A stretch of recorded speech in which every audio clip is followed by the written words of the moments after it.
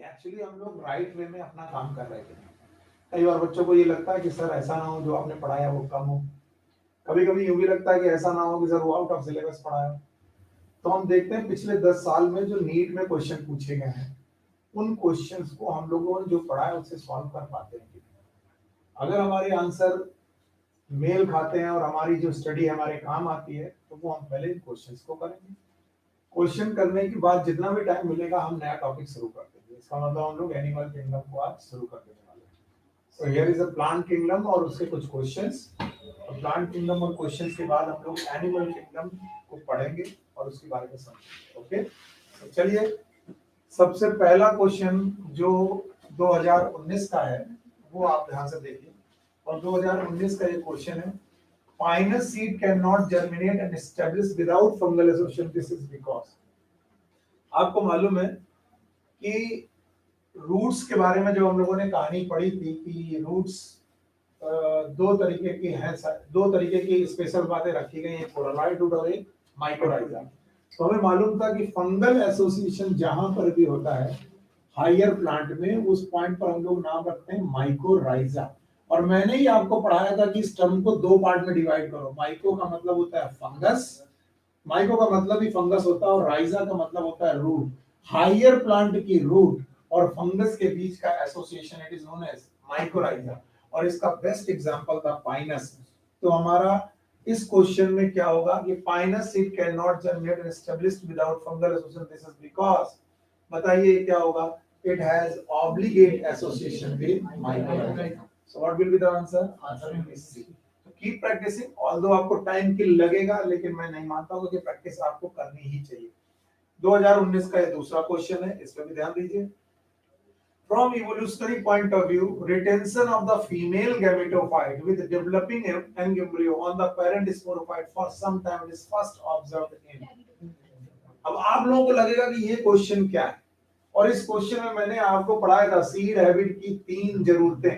और याद है आपको? पहले बताया था कि female gametophyte should depend upon sporophyte and all the development should takes place inside the female gametophyte. और इस तरीके से हम लोगों ने देखा था कि जब फीमेल गैमेटोफाइट स्पोरोफाइट पर डिपेंडेंट है और फर्दर डेवलपमेंट हो रहा है, ये हेटेरोस्पोरी में पॉसिबल है। होमोस्पोरी हेटेरोस्पोरी, और ये एक हैबिट क्रिएट करता है। हैबिट का नाम सीड हैबिट। और सीड हैबिट की शुरुआत कहां से हुई?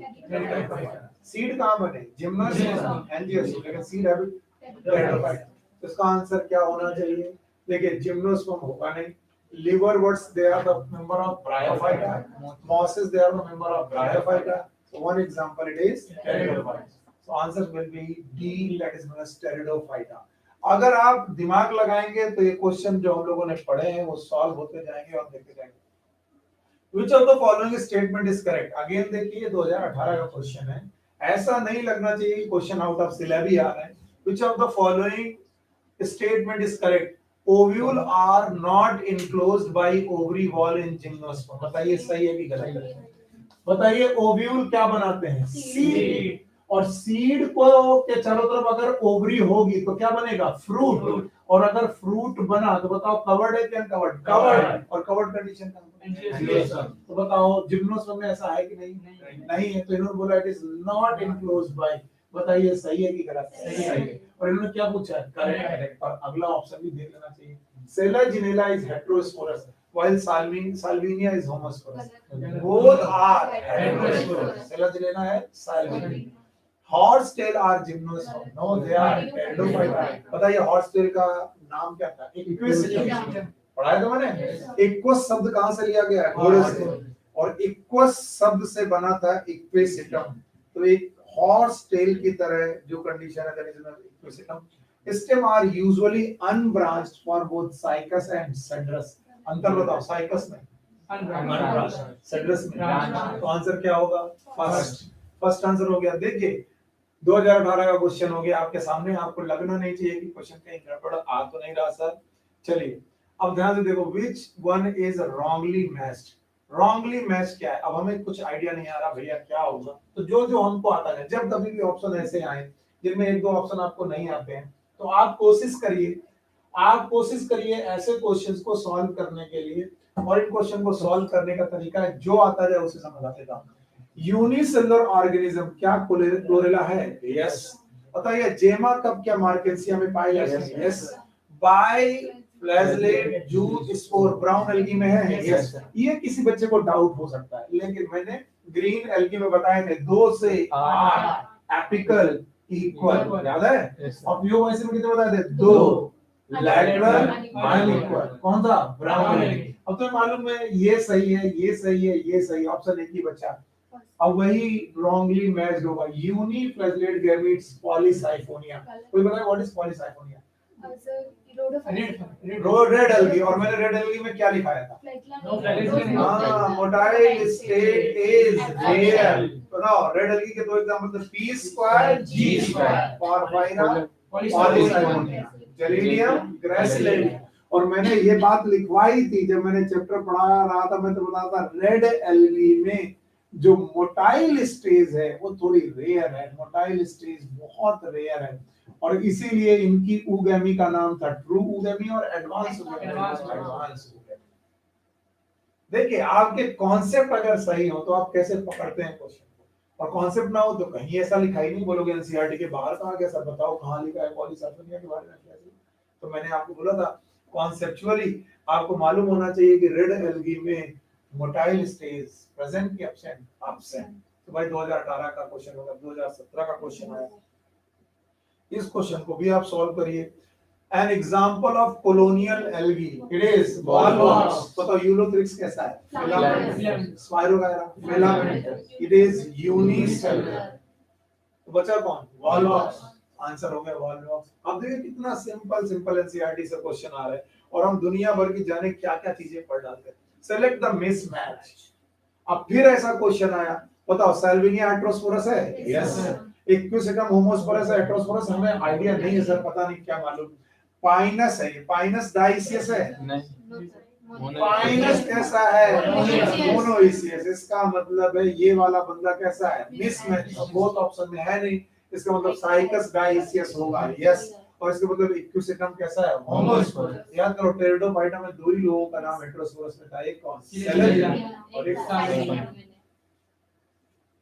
अगर आपका दिमाग सही, मैं फिर कहूंगा क्वेश्चन मुश्किल नहीं होते, मुश्किल होता है जो आप जब आप चीजों को बहुत क्लिष्ट करते हो। अगला देखो, zygotic meiosis is the correct term. बताओ व्हाई? बताओ कितने प्रकार की life cycle? 3। One is haplontic, number 2 diplontic, number 3 haplodiplontic. Meiosis कितने प्रकार की? 3। One is zygotic, gametic meiosis, sporic meiosis. Zygotic meiosis कौन? Algae and fungi. अच्छा बताओ गैमेटिक मियोसिस? एंजियोएन एंड जिम्नोस। और बताओ स्पोरिक मियोसिस? Bryophyta and pteridophyta. तो आपने देखा यहाँ पर इन्होंने किससे क्वेश्चन पूछा? Zygotic meiosis the character of. बताओ किसका करेक्टर होना चाहिए? जिनके पास लाइफ साइकिल कैसी हो? हैप्लॉन्टिक। अब बताओ हैप्लॉन्टिक लाइफ साइकिल फ्यूकस में है? डिप्लॉन्टिक। ये कैसा है? डिप्लॉन्टिक। फ्यूनेरिया मॉस है हैप्लो डिप्लॉन्टिक। मार्केंसिया क्या है? Bryophyta haplo diplontic. It is haplo diplontic, it is haplo diplontic. Chlamydomonas haplontic. क्या गजब क्वेश्चन था, 2 एल्गी एग्जांपल दे करके। और हमारे हिसाब से algae is always haplontic except Fucus that is diplontic. और बताओ 3 और दे, बोलो एक्टोकार्पस, पॉलीसाइफोनिया। तो अगली बार वो क्वेश्चन पूछेंगे which of the algae form the embryo. बताओ, मैं क्वेश्चन पूछ रहा हूं, इसी क्वेश्चन को मॉडिफाई करो। Which of the algae in this condition form the embryo? Fucus. Why? Because ये एल्गी नहीं है, ये एल्गी है, ये एल्गी नहीं है, तो 2 ही एल्गी बचे। अब बताओ कौन बचा? क्लामाइडोमोनास और फ्यूकस। अब क्लामाइडोमोनास में क्या हो गई? Zygotic meiosis. जाइगोट में अगर मियोसिस हो गई तो एम्ब्रियो नहीं बनेगा, और जाइगोट में मियोसिस नहीं कर रहा कौन? फ्यूकस। तो कुछ तो कर रहा होगा, क्या कर रहा होगा? माइटोसिस। और अगर जाइगोट में माइटोसिस कर रहा तो क्या बनाएगा? कहानी कितना आसान है। अगला क्वेश्चन बोलोगे सर ये भी तो देखो आउट ऑफ कोर्स है, नहीं होगा। अब आप लोग ध्यान से देखते जाओ, आगे बढ़ो। अगला क्वेश्चन है life cycle of Ectocarpus and Fucus respectively. पहले अपने आप को एकदम शांत रखा करो। बताओ एक्टोकार्पस कैसा है? हैप्लोडिप्लॉन्टिक। Fucus is diplontic. क्या ये एल्गी है? क्या ये एल्गी है? बताओ ये कैसा है? और ये वाला? बताओ जबकि मोस्ट ऑफ द एल्गी कैसे होते हैं? हैप्लोडिप्लॉन्टिक। तो आंसर क्या होगा? It is second, haplodiploidic and diploidic. Question को बहुत मुश्किल किया गया लेकिन हुआ नहीं, क्योंकि आप आइडिया रखते हैं क्वेश्चन के बारे में, तभी तो। Conifer are adapted to tolerate extreme environmental condition because of, बताइए क्या होगा? हाँ? बताओ इसमें क्या गलत है? इन्होंने क्या लिखा है? Superficial stomata. सुपरफिशियल स्टोमेटा की संख्या ब्रॉड हार्डी लीफ नहीं, they are needles. Presence of vessels, vessels presence से कोई दिक्कत नहीं है एक्सट्रीम कंडीशन का। बताओ क्या होगा? थिक। तो भैया बताओ जिम्नोस्पर्म में वेसल होती है कि नहीं होती? नहीं होती। बताओ only plant group which have vessel it is angiosperm. तो ये गलत है, सॉरी ये गलत है, ये गलत है, बाकी केवल कौन सही है बेटा? ये 2016 का क्वेश्चन है। अब आप देखिए 3 सालों में से कोई भी क्वेश्चन प्लांट किंगडम का जो तुम्हें लगता है एनसीईआरटी के बाहर कहने के लिए कुछ लोग बोल देंगे सर वो बताइए पॉलीसाइफोनिया में कहां दिया है, बताइए ना बताइए, लेकिन कॉन्सेप्ट क्या बोलता है? रेड एल्गी जनरली कैसे होते हैं? चलिए अगला क्वेश्चन है 2016 का। इस क्वेश्चन को भी ध्यान से देखिए और जवाब दीजिए। Which one of the following statement is wrong? अब हमें wrong statement ध्यान से देखना है। Algae increase the level of dissolved oxygen in the immediate environment। सही है कि गलत है? सही है। याद करो 50% फोटोसिंथेसिस दुनिया की कौन कर रहा है? Algae। Algae is obtained from red algae। गलत है। एल्गिन किससे था? ब्राउन एल्गी से। और कैरेंजीन किससे था? रेड एल्गी से। ये ऑप्शन गलत है, देखो तुम्हें बेवकूफ बना दिया। Agar agar is obtained from Gelidium and Gracilaria, सही है। Laminaria and Sargassum used as food, ये भी सही है। बताओ कौन गलत है? Second. Second should be the your answer. इससे भी बाय बाय करो। आप देख लो 2016 में फिर से एक क्वेश्चन आया है, इस क्वेश्चन को ध्यान से देखो। Yes, select the correct statement। Sequoia is one of the tallest trees। सही है, एकदम सही है। The leaves of gymnosperm are not well adapted to extreme climate। गलत है। क्या gymnosperm की leaves adapted है? 3 adaptation बताओ। क्यूटिकल, संकेत, आगे देखो gymnosperm are both homosporous and heterosporous। ये भी सही है। जिम्नोस्पर्म ओनली क्या है? हेटेरोस्पोरस। टेरिडोफाइटा थे जो दो थे, होमोस्पोरस थे, heterosporous. Salvinia, Ginkgo and Pinus all are gymnosperm. बताओ सैल्विनिया क्या है? टेरिडोफाइटा। गिंगो क्या है? जिम्नोस्पर्म। पाइनस क्या है? जिम्नोस्पर्म। तो बताओ इनमें ये वाला बंदा कौन है? टेरिडोफाइटा। इस हिसाब से कौन सा सही है? Sequoia is one of the tallest. इस तरीके से ये क्वेश्चन भी आपका सही हो गया। नाउ क्वेश्चन नंबर 12, अब इस पे ध्यान दीजिए बहुत ध्यान से। In bryophyte and pteridophyte transport of male gametes required. बताओ ये तो बिना देखे बोलना चाहिए। बताओ एम्फीबियन नहीं है? Amphibian of plant. और ये रेप्टाइल्स। क्यों इन्हें एम्फीबियन और क्यों इन्हें रेप्टाइल्स बोला गया? क्योंकि इन्हें पानी की जरूरत, इससे ज्यादा जरूरत, इससे थोड़ा कम जरूरत। इसका मतलब है किसके द्वारा गैमेट मूव कर रहा है? और मेल और फीमेल दोनों, दोनों मेल, ओनली मेल, क्योंकि फर्टिलाइजेशन एक्सटर्नल है कि इंटरनल, और फीमेल गैमेट कभी मूव नहीं होती। देखो आप अपने क्वेश्चन पे सॉल्व करने पर अटैक कैसे करते हो? सिली मिस्टेक्स क्यों होती? नॉलेज है आपके पास, घर आकर के वही क्वेश्चन लगता है गलत कैसे हो गया। नॉलेज है आपके पास, लेकिन आपका जो क्वेश्चन पे अटैक है वो कॉन्फिडेंस से कम होता है, लो कॉन्फिडेंस होता है। भगवान पता नहीं आएगा कि नहीं। और ये वो चीज होती है कि बड़े से बड़ा बच्चा सेलेक्ट नहीं होता जिसको बहुत अच्छी तरीके से सब्जेक्ट तैयार। व्हेन गो फॉर आंसर, अगर तुम्हें ये मालूम है कि ये आंसर बी सही है तो तुम्हें ये भी मालूम होना चाहिए कि ए गलत क्यों है, सी गलत क्यों है, डी गलत क्यों, और तब आप बहुत कॉन्सेप्चुअल बातें सीख पाते हो। जो बच्चे केवल ये सोचने लगते हैं कि नहीं नहीं हो गया, किसी तरीके से मेंटेन करना है, वो गड़बड़ बात है। अगला क्वेश्चन है आपके सामने। अगला क्वेश्चन है which of the following statement is wrong? It is chlorella. ये गलत स्पेलिंग हो गई है, इन्होंने प्रिंट में मिस्टेक कर दिया। इट इज क्लोरेला, तो आप इसे क्लोरेला लिख लेंगे। इसके बाद Spirulina are used as space food. Yes or no? Yes sir. बताइए इसको हम लोगों ने एससीपी का नाम दिया था। What is SCP? Single cell protein. क्या ये सिंगल सेल प्रोटीन निकालते थे? इनमें से एक ग्रीन एल्गी, बोलो कौन? क्लोरेला। और एक ब्लू ग्रीन एल्गी, बोलो कौन? Spirulina. Mannitol is a store food in the rhodophytes. बताओ फियोफाइट्स। मैनिटोल किसमें था? फियोफाइट्स। गलत हो गया। Algin and carrageenan are product of algae. सही है। Agar agar is obtained from Gelidium and Gracilaria. ध्यान से देखो, पिछले 3 बार जेलिडियम और ग्रासिलेरिया का नाम आ चुका है, पिछली 3 बार एल्गिन एंड कैरेंटीना। तो ये ऑलमोस्ट बिल्कुल समझ लो ओपन पेपर होते हैं। हमें मालूम है एग्जामिनर अगली बार जब पेपर बनाएगा इन्हीं में से कोई क्वेश्चन उठाएगा। एग्जामिनर के पास इतना समय नहीं है जितना समय आप मेरे पास है और आपके पास है डिटेल में जाकर पढ़ने। एग्जामिनर पुराने पेपर को सामने रखता है, उनमें थोड़े मॉडिफिकेशन करता है और आगे बढ़ाता है। So be clever in your study. आपको बॉटनी नहीं पढ़नी, आपको पढ़ना है एमबीबीएस। आपको यहाँ से अपना चतुराई से निकलना है, बहुत सारा टाइम वेस्ट नहीं करना। और वैसे भी आप 5 मिनट महीने बचे। अक्टूबर गया, नवंबर, दिसंबर, जनवरी, फरवरी, मार्च, और मैं बहुत ज्यादा ले पाऊंगा तो अप्रैल अपने हाथ में ले पाऊंगा, क्योंकि भाई आपको लेना ही पड़ेगा। सो वी हैव 5.5 और 6 मंथ, और 6 महीने में 12 महीने का कोर्स पूरा करना है। सो आफ्टर 20 अक्टूबर मैंने नया शाम का बैच भी चालू कर दिया है, और वो आप ही लोगों के लिए, ऐसा नहीं कि शाम का बैच किसी और के लिए। मॉर्निंग में आप पढ़िए एनसीईआरटी 1 और इवनिंग में पढ़िए एनसीईआरटी 2, ताकि पैरेलल एनसीईआरटी 1 और एनसीईआरटी 2 साथ साथ चले। और एक और छोटी सी अनाउंसमेंट है कि इस ट्यूसडे, मतलब आज हो गई है 16 तारीख, तो 16 तारीख के बाद 17 है, 18 है संडे, 19 और 20 तारीख को ही आपका एक पेपर रखेंगे ट्यूसडे को। और उस पेपर में हम लोग 3 चैप्टर ले रहे हैं, लिविंग वर्ल्ड, बायोलॉजिकल क्लासिफिकेशन और प्लांट के। 30 क्वेश्चन होंगे, तीनों में से लगभग 90 क्वेश्चन का पेपर होगा। और जो लोग भी अच्छा करेंगे, क्वेश्चन एनसीईआरटी के बाहर नहीं जाएगा, तो आपको बहुत ज्यादा इधर उधर की चीजें पढ़ने की जरूरत नहीं। फोकस अपॉन एनसीईआरटी, और आपको मालूम होगा कि मैं क्वेश्चन खुद बनाऊंगा। अगर मैंने बनाया तो एनसीईआरटी के बाहर जाएंगे। तो वेल प्रिपेयर रहिए अपने आप को, और ताकि आपको ट्यूसडे वाला पेपर सही ढंग से हो पाए। ओके, तो आपने देखा कि क्वेश्चंस ऑलमोस्ट वही है हर बार।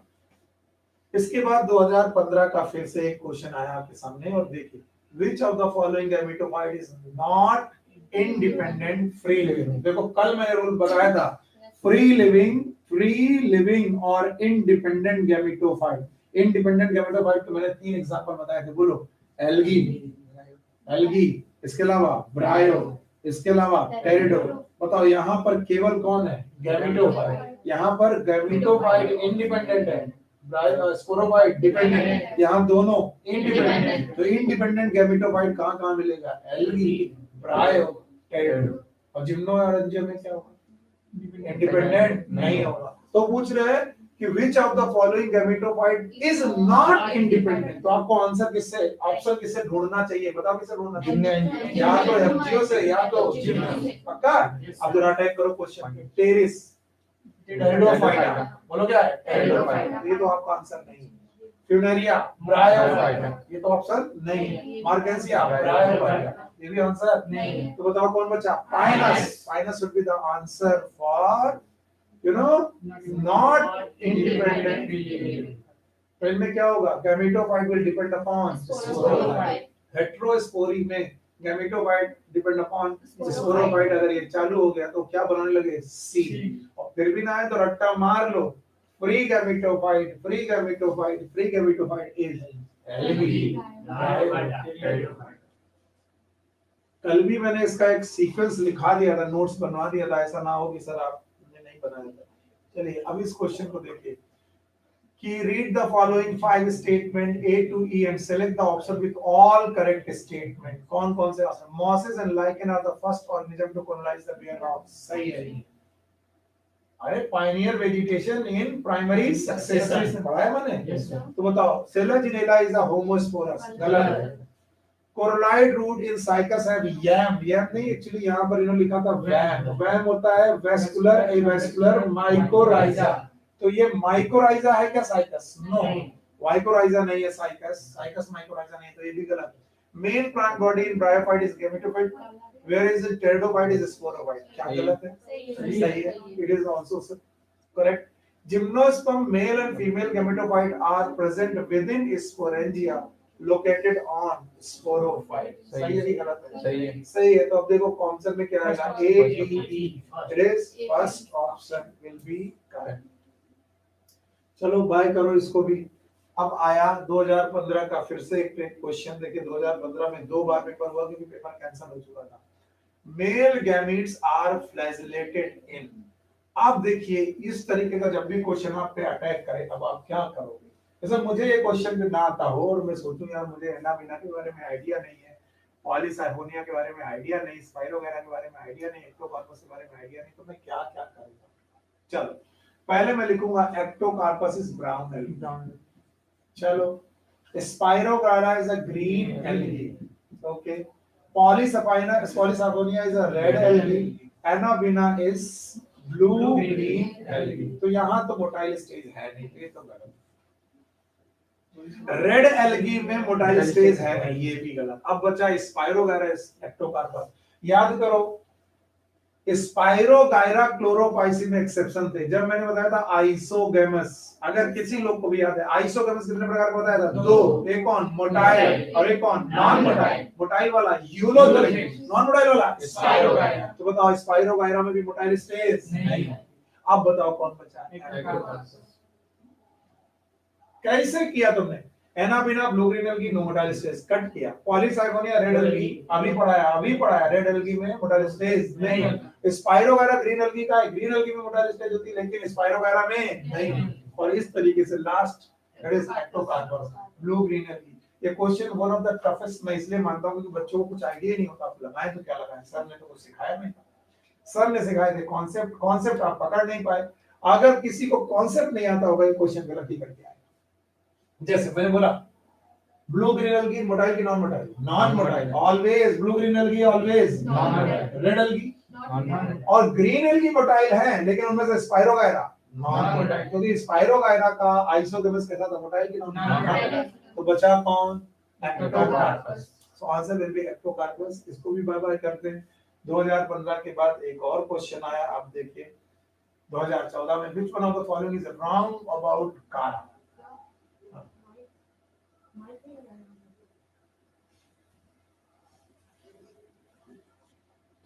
Thank you.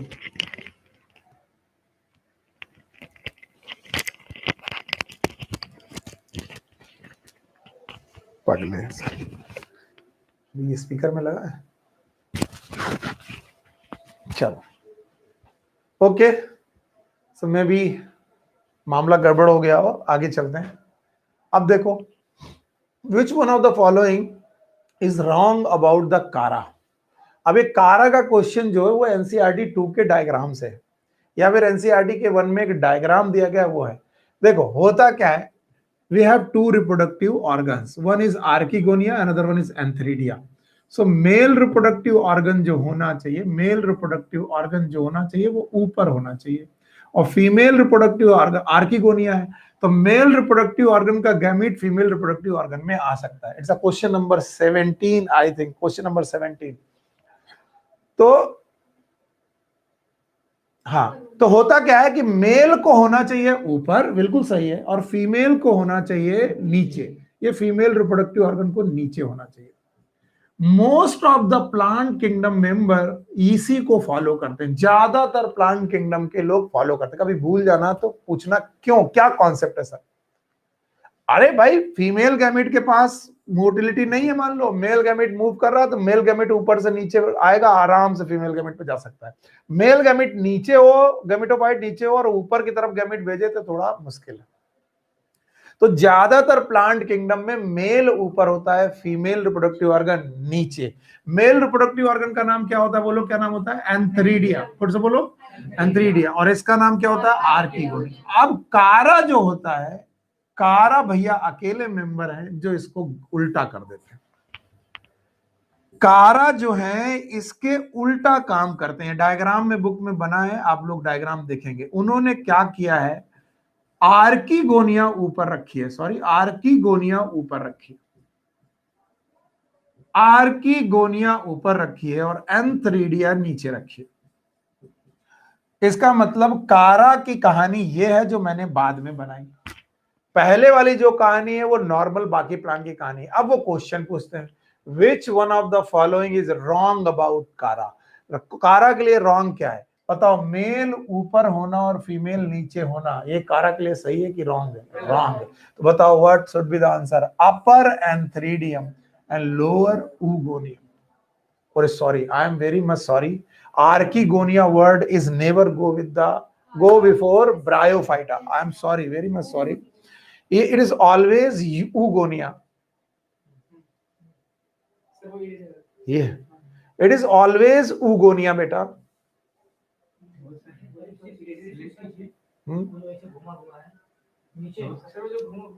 ये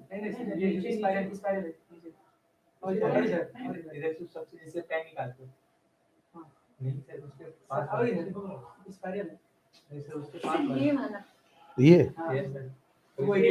ओके, थैंक यू. सिलेक्ट हो गई सर, सिलेक्ट हो गई सर. वो तो रहा है सर, पेन से. ओह, थैंक यू.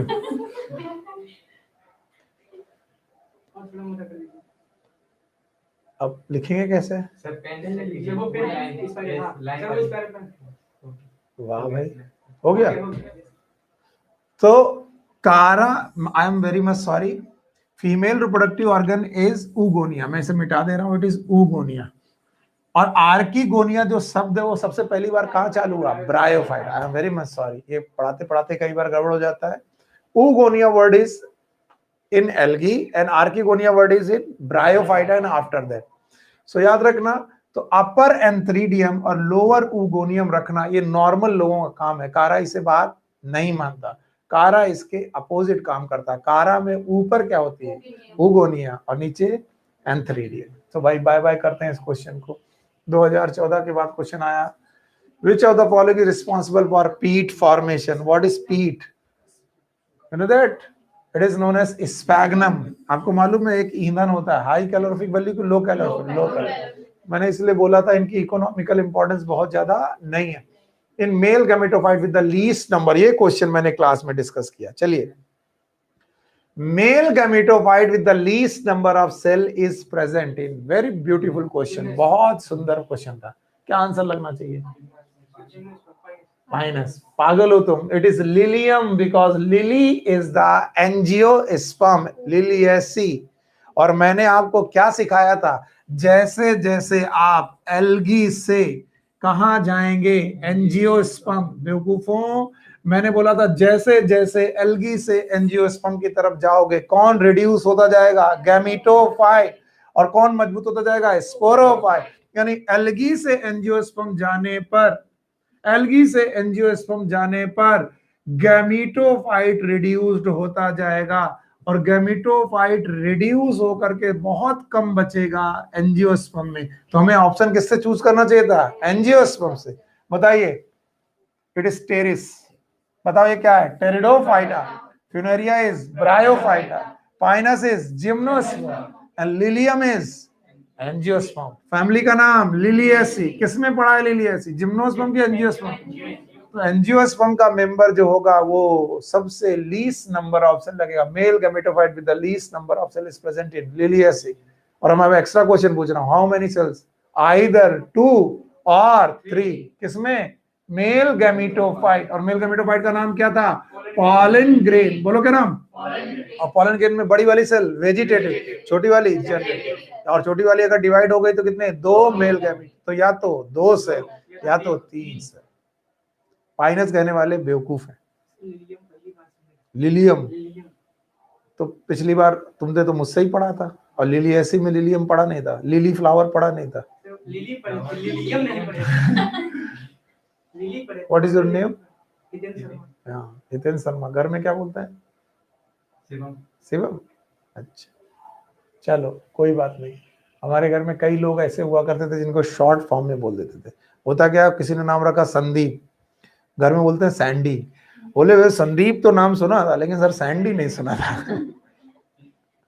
वही हालत है तुम्हारी कि सर लिली तो सुना था, लिलियम नहीं सुना था. ओके, इट्स ओके बच्चे. Lilium, it is Liliaceae. Okay, now the next question. Male gametophyte the least number of cell present in. Again वही क्वेश्चन है जो बार बार हम लोग देख रहे हैं. 2 बार शायद प्रिंट हो गया, हटा दो इसको, या फिर वही था.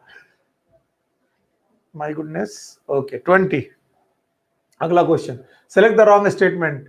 In oomycetes, female gamete is smaller and motile, while male gamete is larger and non-motile. Oomycetes का मतलब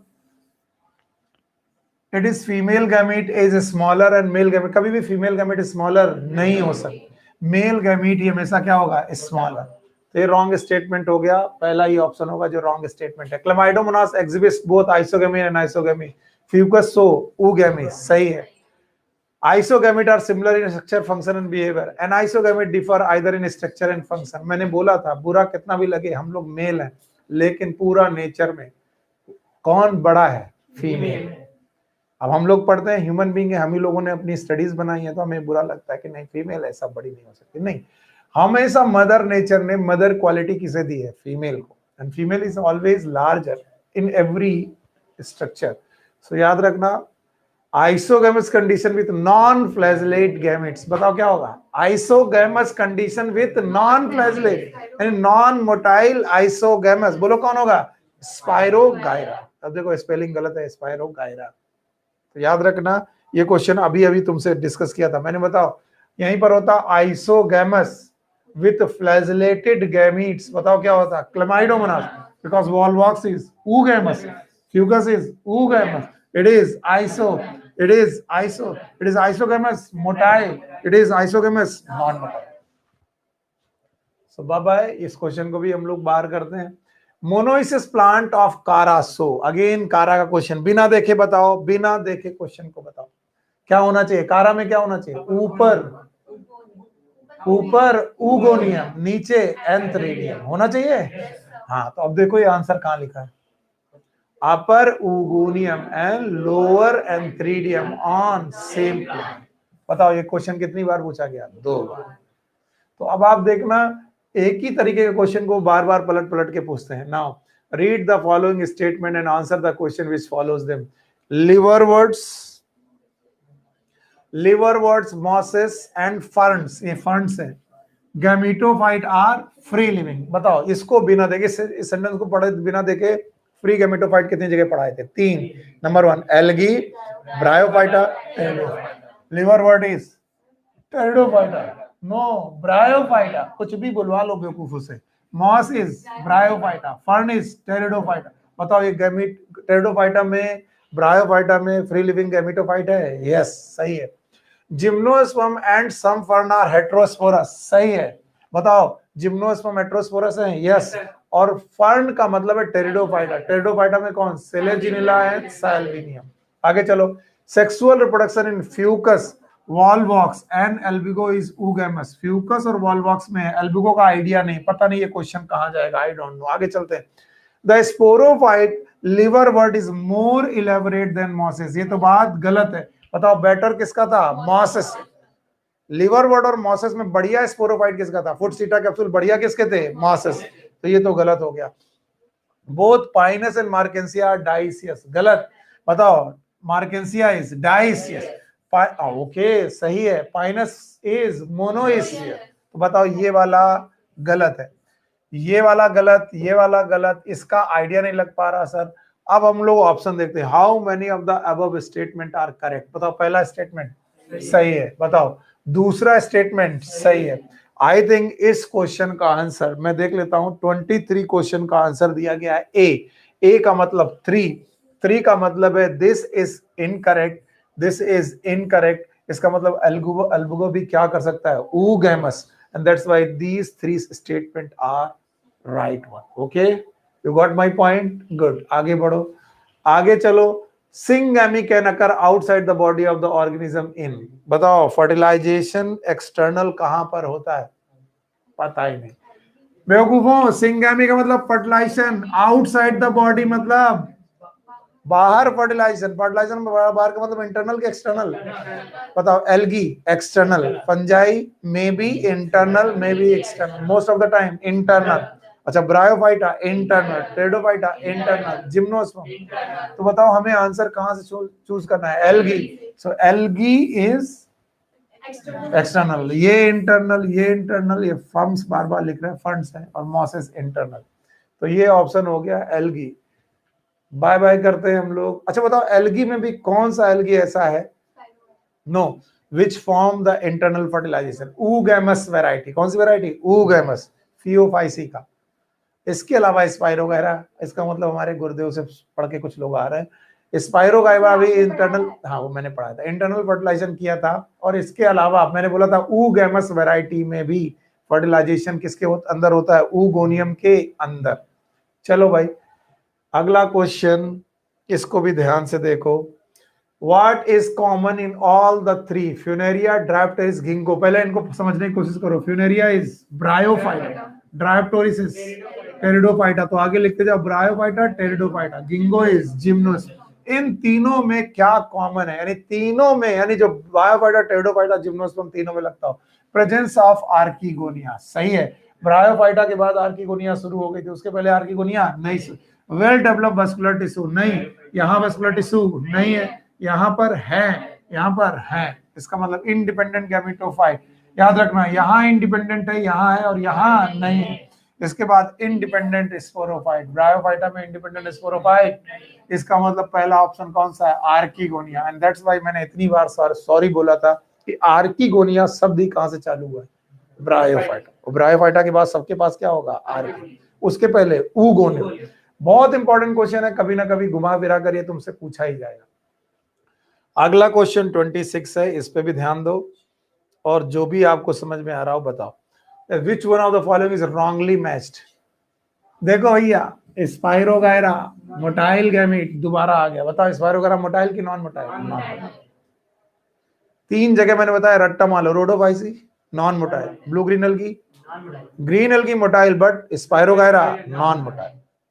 तो इसका मतलब है बाकी सब सही होंगे। सारगेसम, क्लोरोफिल, नॉस्टॉक, वाटर ब्लूम क्योंकि ये ब्लू ग्रीन एल्गी है, और बेसिडियोमाइस्टिस पफ बॉल। तो सही है, ये भी सही है। आगे बढ़ जाओ। The plant body is thalloid. देखिए प्रिंटिंग मिस्टेक बहुत हो सकती हैं, क्योंकि ये क्वेश्चन जहां से प्रिंट होते हैं वो लोग बायोलॉजी नहीं जानते, वो थोड़ी बहुत टाइपिंग जानते हैं, इस वजह से गड़बड़ हो जाता है। बताओ, the plant body is thalloid, thallus like मतलब there is no root, no stem, no leaf. बताओ, फ्यूनेरिया में have root like, stem like, leaf like. Marchantia liverworts है, ये थैलस बॉडी रखता था, याद है। इसके बाद Salvinia is Pteridophyta, root stem leaf. Sphagnum is moss, root like, stem like, leaf. तो प्योर थैलस लाइक बॉडी किसकी है, मार्केंस। एक और एग्जांपल बताओ, रेक्सिया। यस, इसको भी बाय बाय करते हैं हम लोग। अब आया, which one of the following is common to multicellular fungi. चलो भाई इस क्वेश्चन को समझते हैं। Multicellular fungi, filamentous algae and protonema of mosses. तीन चीजें बता रहे हैं। मल्टी सेलुलर फंजाई वही काम करना चाहिए, फिलामेंटस एल्गी वही काम करना चाहिए, प्रोटोनिमा भी वही काम करना चाहिए। मल्टीप्लीकेशन बाय फ्रेगमेंटेशन, क्या फंजाई फ्रेगमेंटेशन करते हैं, क्या एल्गी फ्रेगमेंटेशन करते हैं, क्या प्रोटोनिमा फ्रेगमेंटेशन करते हैं। चलो किसी को याद है प्रोटोनिमा में स्पोर जब जर्मिनेट होता है तो प्राइमरी बनता है कि सेकेंडरी, प्राइमरी, फिर फ्रेगमेंटेशन होकर सेकेंडरी, फिर लेटरल बड से इरेक्ट, याद है। तो इस तरीके से आगे चलो। पहली क्लास में पढ़े हो, समझ में आ रहा है। ओके, बड़ा मुश्किल हो जाता है जब अचानक लोग बैठते हैं फिर कहते हैं पता नहीं क्या बकबक किए जा रहे हैं सर। अब चूंकि हम लोग प्रोसेस में क्वेश्चन करना बहुत जरूरी है। वो लाइव क्लास चल रही है, तो वो तो फिर मंडे से ही ज्वाइन करना चाहिए यहाँ पर। आगे चलो। Which one of the following is correct statement. Pteridophyta gametophyte has protonemal and leafy stage. सही की गलत? गलत, क्योंकि बेटा प्रोटोनीमा और लीफी स्टेज किसमें थी, ब्रायोफाइट। ये तो गलत हो गई। इन gymnosperm female gametophyte is free living. Free living कितनी जगह, तीन, एल्गी, ब्रायो, टेरिडो। गलत। And 3DO4 and archegonium are present in pteridophyte. No, it is liverwort, that is bryophyta. आगे चलो। origin of seed habit can be traced in pteridophyte. सही है कि गलत? बताओ। Homosporous, heterosporous. कितने बढ़िया बच्चे हो। अभी तो ऐसा लग रहा है जैसे सब आता है आपको, फिर वही पेपर जब आता है तो इन्हीं क्वेश्चन को, यही है ऑल इंडिया के question. Cycas and Adiantum resemble each other in having. देखो साइकस किसका मेंबर है, जिम्नोस्पर्म, और एडियंटम किसका, टेरिडोफाइटा। तो अब आपको देखना है ऐसी बात जो जिम्नोस्पर्म और टेरिडोफाइटा दोनों में लागू होती हो। बताओ सीड्स। गलत है। बताओ जिम्नोस्पर्म में सीड है, टेरिडोफाइटा में सीड नहीं है। अरे सीड हैबिट तो एडियंटम में थोड़ी ना, सिलाजिलेना और सैल्विनिया। पगला गए हो का? आगे चलो, मोटाइल स्पर्म, पता नहीं, हो सकता है सर, हो सकता है। कैम्बियम नहीं है, यहाँ है और यहाँ, हाँ बताओ क्यों? क्योंकि एडियंटम सेकेंडरी ग्रोथ नहीं कर, जिम्नोस्पर्म और एंजियोस्पर्म ही सेकेंडरी ग्रोथ करते हैं। इसका मतलब टेरिडोफाइटा वेस्कुलर बंडल रखते हैं लेकिन सेकेंडरी ग्रोथ, और कैम्बियम क्या करती है? Secondary growth. अब बची वेसल्स। वेसल्स तो ना तो जिम्नोस्पर्म में है ना तो टेरिडोफाइटा में। वेसल्स कहां पर है? एंजियोस्पर्म। तो बताओ बचा कौन? Motile sperm should be the answer. क्या साइकस का स्पर्म मोटाइल है? यस, ऑल्दो उनके पास पॉलन ग्रेन है और पॉलन ग्रेन के अंदर गैमीट है। और ये क्वेश्चन मैंने आपको चिल्ला करके बोला था कि पूरे प्लांट किंगडम में सबसे बड़ा gamete cycas, and that is motile. Even वो पॉलन ग्रेन के अंदर है तब भी वो गैमीट कैसा है? मोटाइल। तो ये बहुत खतरनाक क्वेश्चन है, कभी ना कभी दोबारा रिपीट होगा। Which one of the following is wrongly matched? Again wrongly matched देखना है भाई। देखते हैं जो हमें आता है वो मालूम होना चाहिए। मस्टर्ड सिनर्जिट्स, ये कैसा मैचिंग है? मस्टर्ड इज जिम्नोस्पर्म की एंजियोस्पर्म? एंजियोस्पर्म, और एंजियोस्पर्म में एक अपरेटस में सिनर्जिट्स, सही है। Viroids RNA, high molecular weight की लो मॉलिक्यूलर? Low molecular. टियोडाइनर याद है? Salvinia prothallus, no. हेट्रोस्पोरी में प्रोथैलस नहीं था, होमोस्पोरी में क्या था? प्रोथैलस। तो ये तो गलत है। अब बची आर्कीगोनिया, किसमें? गिंगो में। मैंने बोला था ब्रायोफाइटा के बाद सब लोग आर्कीगोनिया रखते हैं, सही की गलत? सही। तो बताओ गलत कौन हो गया? Salvinia prothallus. इस क्वेश्चन में क्या गलती है फिर से बताओ? टेरिडोफाइटा कितने प्रकार के? दो। वन इज होमोस्पोरस, दूसरा हेट्रो। हार्ट शेप्ड प्रोथैलस बनाना किसका काम था? होमोस्पोरस। इसीलिए मैंने लाइफ साइकिल दो बार पढ़ाई थी, एक बार होमोस्पोरस, दूसरी हेट्रोस्पोरस। और बताओ हेट्रोस्पोरस में प्रोथैलस नहीं बन। तो इस तरीके से प्रोथैलस साल्विनिया का काम नहीं है। बाय बाय कर लो इनको भी। चलो भाई, ये क्वेश्चन भी गया। Now again one question more. Read the following 5 statement and answer and ask to them. In equisetum, the female gametophyte is retained on the parent sporophyte. नहीं, किसमें था? सेलाजिलेना एंड सैल्विनिया। क्यों? क्योंकि वो हेट्रोस्पोरस थे। और इक्विसेटम के बारे में क्या बोला था? होमोस्पोरस। अभी क्वेश्चन पूछा जा चुका है पीछे, इक्विसेटम क्या था? होमोस्पोरस। ये तो गलत हो गया भाई। गिंगो, male gametophyte is not independent, में भी सही है, में भी सही है। क्यों? क्योंकि गिंगो क्या है? पाइनस है, और पाइनस में क्या मेल गैमेटोफाइट शुरुआत में डिपेंडेंट होते हैं? यस। आगे चलो, sporophyte in riccia is more developed than polytrichum. गलत है, क्योंकि riccia is liverworts and polytrichum is moss. तो बताओ किसका ज्यादा डेवलप? मॉस का। किसका कम? लिवरवर्ट्स का। और इन्होंने बोला क्या? Sporophyte in riccia is more developed. तो बताओ सही की गलत? गलत। Sexual reproduction in Volvox is oogamous, isogamous. यहां पर क्या लिखा? आइसोगेमस। वैसे क्या होता है? oogamous। चलो कट करो। The spore of slime mould lack cell wall. गलत। बताओ स्पोर्स में क्या सेल वॉल होती है? यस। और कैसी? Cellulosic. How many of the above statement are correct? How many? 1, that is D option. इसके अलावा कोई ऑप्शन नहीं। आगे कट करो, आगे बढ़ो। How many organism in the list given below are autotroph? देखते हैं कितने लोग इस क्वेश्चन को सॉल्व कर पाएंगे। Lactobacillus autotroph, it is heterotroph. Nostoc, chara, nitrosomonas, chemo autotroph. Okay. Nitrobacter autotroph, streptomyces heterotroph, saccharomyces heteromorph, it is east.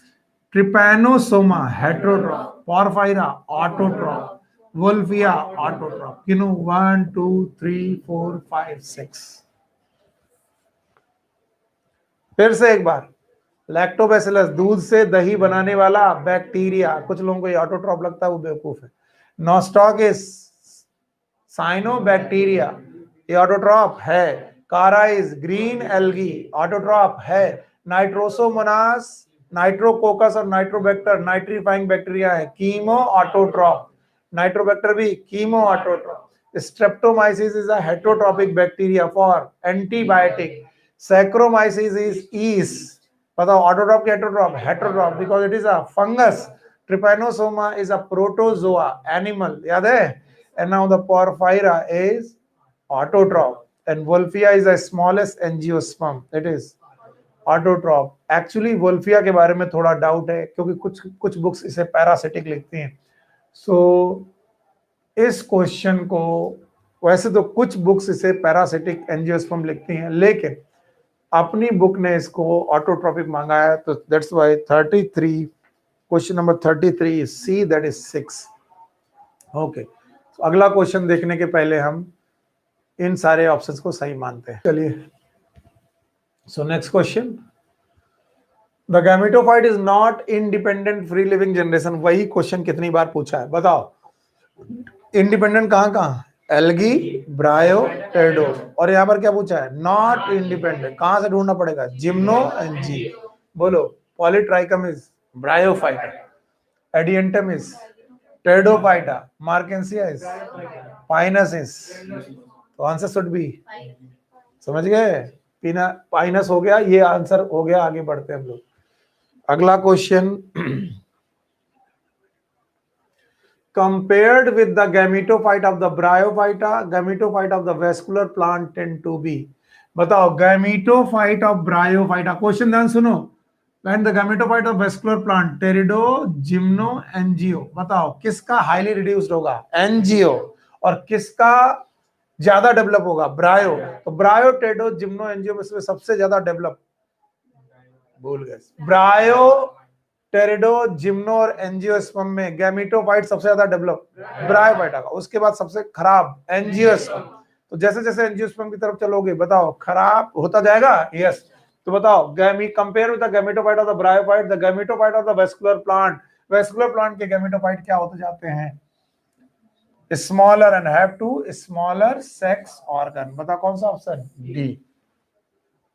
Angiosperm में generative cell क्या एक्चुअली एंथ्रीडिया है कि बेटा रेमिनेंट है? रेमिनेंट. इसका मतलब सेक्स ऑर्गन बहुत लार्ज होगा कि बहुत स्मॉल? बहुत इतना स्मॉल कि कितनी सेल के बच्चे? सिंगल से. सो इस तरीके से हम लोगों ने इसको भी बाय बाय किया. And now the question number 36, archegoniophore is present in marchantia. आगे बढ़ो, क्वेश्चन सॉल्व करते जाओ. A prokaryotic autotrophic nitrogen symbiont is, पता नहीं sir. A prokaryotic autotrophic nitrogen symbiont found in, बताओ, एल्नस, फ्रैंकिया. वेरी गुड, बहुत सही शब्द दिया. Frankia is a bacteria. It is prokaryotic but not the autotrophic. तो ये आंसर नहीं होगा. साइसर, इसका मतलब चना. चने में कौन होता है? राइजोबियम. बोलो कौन होता है? राइजोबियम. और rhizobium is prokaryotic but not the autotrophic. तो ये भी गलत. Pisum is again, it is pea family, fabaceae. इसमें भी कौन? राइजोबियम. और rhizobium is prokaryotic but not autotrophic. Prokaryotic autotrophic कौन होते हैं? Blue green algae. बताओ कौन? साइकस. कौन होता है? नॉस्टॉक. बोलो कौन होता है? तो नॉस्टॉक. कौन सी रूट? Coralloid root. और कोलोराइड रूट में क्या होता है? Nitrogen fixation. तो आंसर शुड बी बी. समझ में आया? अगर इस क्वेश्चन को फिर से देख लो, एल्नस में फ्रैंकिया है जो बैक्टीरिया रखता है, यहाँ बैक्टीरिया, यहाँ बैक्टीरिया, साइकस में साइनोबैक्टीरिया. और question should be prokaryotic autotrophic. तो प्रोकैरियोटिक ऑटोट्रोपिक का मतलब हमने कौन सा मेंबर चाहिए? साइनोबैक्टीरिया. आगे आइए भाई, नेक्स्ट क्वेश्चन देख के बताइए. पहले डायग्राम के क्वेश्चन आते थे, इधर कुछ सालों से डायग्राम के क्वेश्चन नहीं आ रहे. बताइए डी क्या है? राइजोइड. बताओ सी क्या है? जेमा. हाँ बताओ ए क्या है? या तो एंथ्रीडियोफोर या तो आर्कीगोनियो. और बी क्या है? थैलस. पता लगाओ क्या है. पहले तो डी देखो क्या है. D should be rhizoid. कहां पर है ऑप्शन? फर्स्ट और थर्ड. अच्छा, सी शुड बी जेमा फर्स्ट. तो ए शुड बी आर्कीगोनियोफोर, फीमेल थैलस, जेमा कफ, राइजोइड. कितना आसान है अगर सही ढंग से पढ़ा जाए तो. आगे चलो. Selaginella and salvinia are considered to represent significant step toward evolution of the seed habit because. बिना देखे बताओ. सीड हैबिट की 3 requirement: heterospory, female gametophyte should depend upon sporo. और यहीं पर लैग करते हैं वो लोग जो लोग नहीं ध्यान से पढ़ते, फिर कहते हैं सर पढ़ लिया था आता नहीं। आप इसको अपने दिमाग में लाइए। पहला बोलो हेटेरोस्पोर, दूसरा female gametophyte should depend upon sporo and all the development should take place inside the gametophyte. किसकी? Female gametophyte. अब ऑप्शन ढूंढो। Female gametophyte is free living, गलत है। फीमेल गैमेटोफाइट लैक आर्किगोनिया, गलत है। Megaspore possess endosperm and embryo surrounded by seed coat, गलत है। Embryo develop in female gametophyte which retained on parent sporophyte. It should be the answer.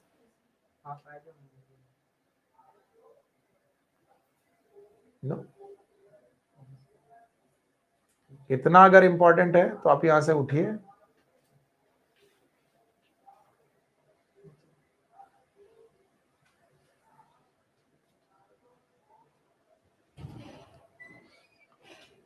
Okay, अगला question. Consider the following four statements whether they are correct or wrong. The sporophyte in liverwort is more elaborate than in mosses. कितनी बार पूछा गया है, सही है कि गलत है? गलत है, क्योंकि liverworts का sporophyte जो होगा वो less develop होगा और mosses का more. The salvinia is heterosporous, सही है। The life cycle in all seed bearing plant is diplontic. No. Yes, gymnosperm and angiosperm are diplontic and the seed bearing plant are only gymnosperm and angiosperm. सही है, एकदम सही है। In the pinus, male and female cones are born on different trees. गलत है, it is same tree. Answer क्या होना चाहिए? B and C. ओके, तो 10 क्वेश्चन और बचते हैं, थोड़ा पेशेंस रखिए, उन्हें भी देखते हैं और नया चैप्टर शुरू करते हैं। Algae have cells made up of, cell wall होना चाहिए ये भाई। Algae have cell wall made up of cellulose, hemicellulose and pectins. So ये ऑप्शन नंबर डी होगा। मे बी मिसप्रिंट की वजह से कई बार हमें गड़बड़ करना पड़ जाता है। Male and female gametophyte are independent and free living. कितनी बार पूछा गया क्वेश्चन है, बताओ। इंडिपेंडेंट फ्री लिविंग कहाँ होगा? एल्गी, ब्रायो, बताओ। Mustard is angio, castor is angio, pinus is gymno, sphagnum is bryo. तो आंसर क्या होगा? ब्रायोफाइट। आगे बढ़ो। Which of the following is monoecious? Markensia is dioecious, Cycas is dioecious. Male cone और female cone अलग अलग। Pinus is monoecious, date palm is dioecious. तो इनको भी करो, आंसर क्या होगा? हाँ? Which of the following is monoecious? It is Pinus. ठीक है भाई, आगे चलो। ये भी देख लो। अब आपके सामने जो डायग्राम है, it is horsetail, यही बनाई थी मैंने, एक के सेटअप। So सी ऑप्शन अभी देखते हैं। A, B, C, D in which the following option A, B, C, D are correct. So where is A? Maybe, अच्छा यही होंगे। इसको A मानना पड़ेगा, इसको B मानना पड़ेगा, इसको C मानना पड़ेगा, उसे D।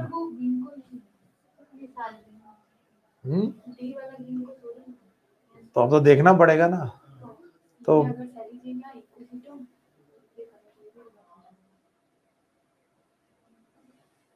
हमारे पास सी ऑप्शन के अलावा कोई ऑप्शन नहीं। मैं डायग्राम देख लेता हूं मेरे पास, इसीलिए मैं पेरेंट बुक अपने साथ रखता हूं। Yes, diagram is not correct. Diagram is not correct बेटा, डायग्राम करेक्ट नहीं है, गलत जगह से डायग्राम उठा लिया इन्होंने। पहला और दूसरा तो सही है, तीसरा और चौथा ये ऑप्शन गलत कर दिए। सो मैं इस क्वेश्चन को भाई नलीफाई कर रहा हूं, क्योंकि अगर तुम्हारे पास अगर आपको कुछ दिख रहा है तो मैं ये क्वेश्चन आपको दिखा देना चाहता हूं। This is how the question is. Sorry, आपको वहां पर भी विजिबल नहीं होगा। सो इस क्वेश्चन को मैं नेग्लेक्ट करता हूं क्योंकि ये क्वेश्चन गलत आ गया, तो छोड़िए। 44। Now question number 45। Phylogenetic system of classification is based upon evolutionary relationship. Scientist का नाम बताओ। Hutchinson, Engler and Prantl. ठीक है भाई।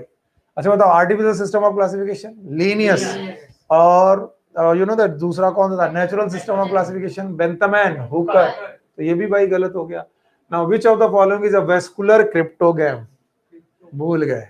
वाह मेरे बच्चे, इसी को पढ़ाने के लिए मैंने क्रिप्टोगैम। बताओ।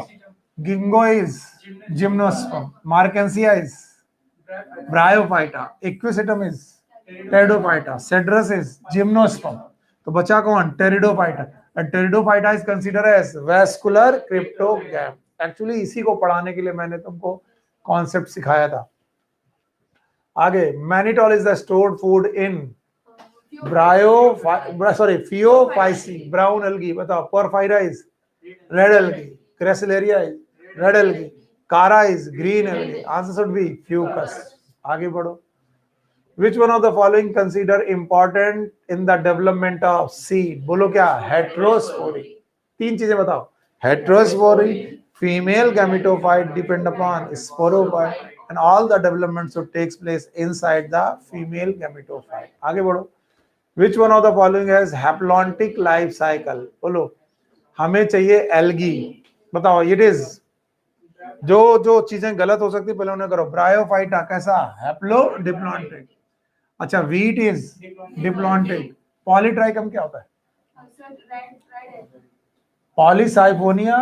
Polytrichum is bryophyta, haplo diplontic. बचा कौन? अस्टिला, इट इज हैप्लॉन्टिक, फंगस। और मैंने बोला था दो लोग हैं, यहां से फंस गया, एक एल्गी और एक फंगस, जो क्या करते हैं? Haplontic life cycle.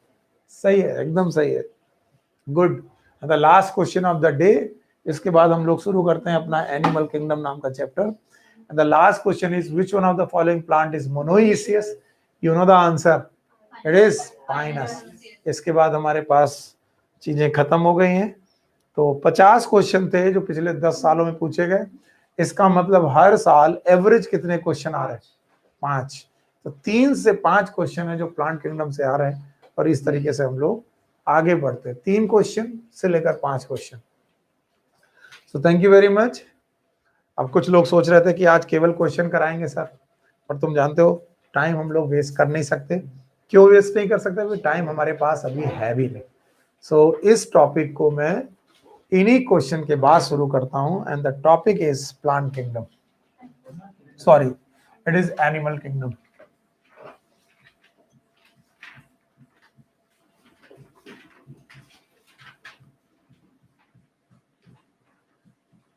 काफी कॉन्सेप्चुअल टॉपिक है। आप लोग बोलोगे सर हर बात को आप कॉन्सेप्चुअली बोलते हो, इसको भी रटना ही होगा।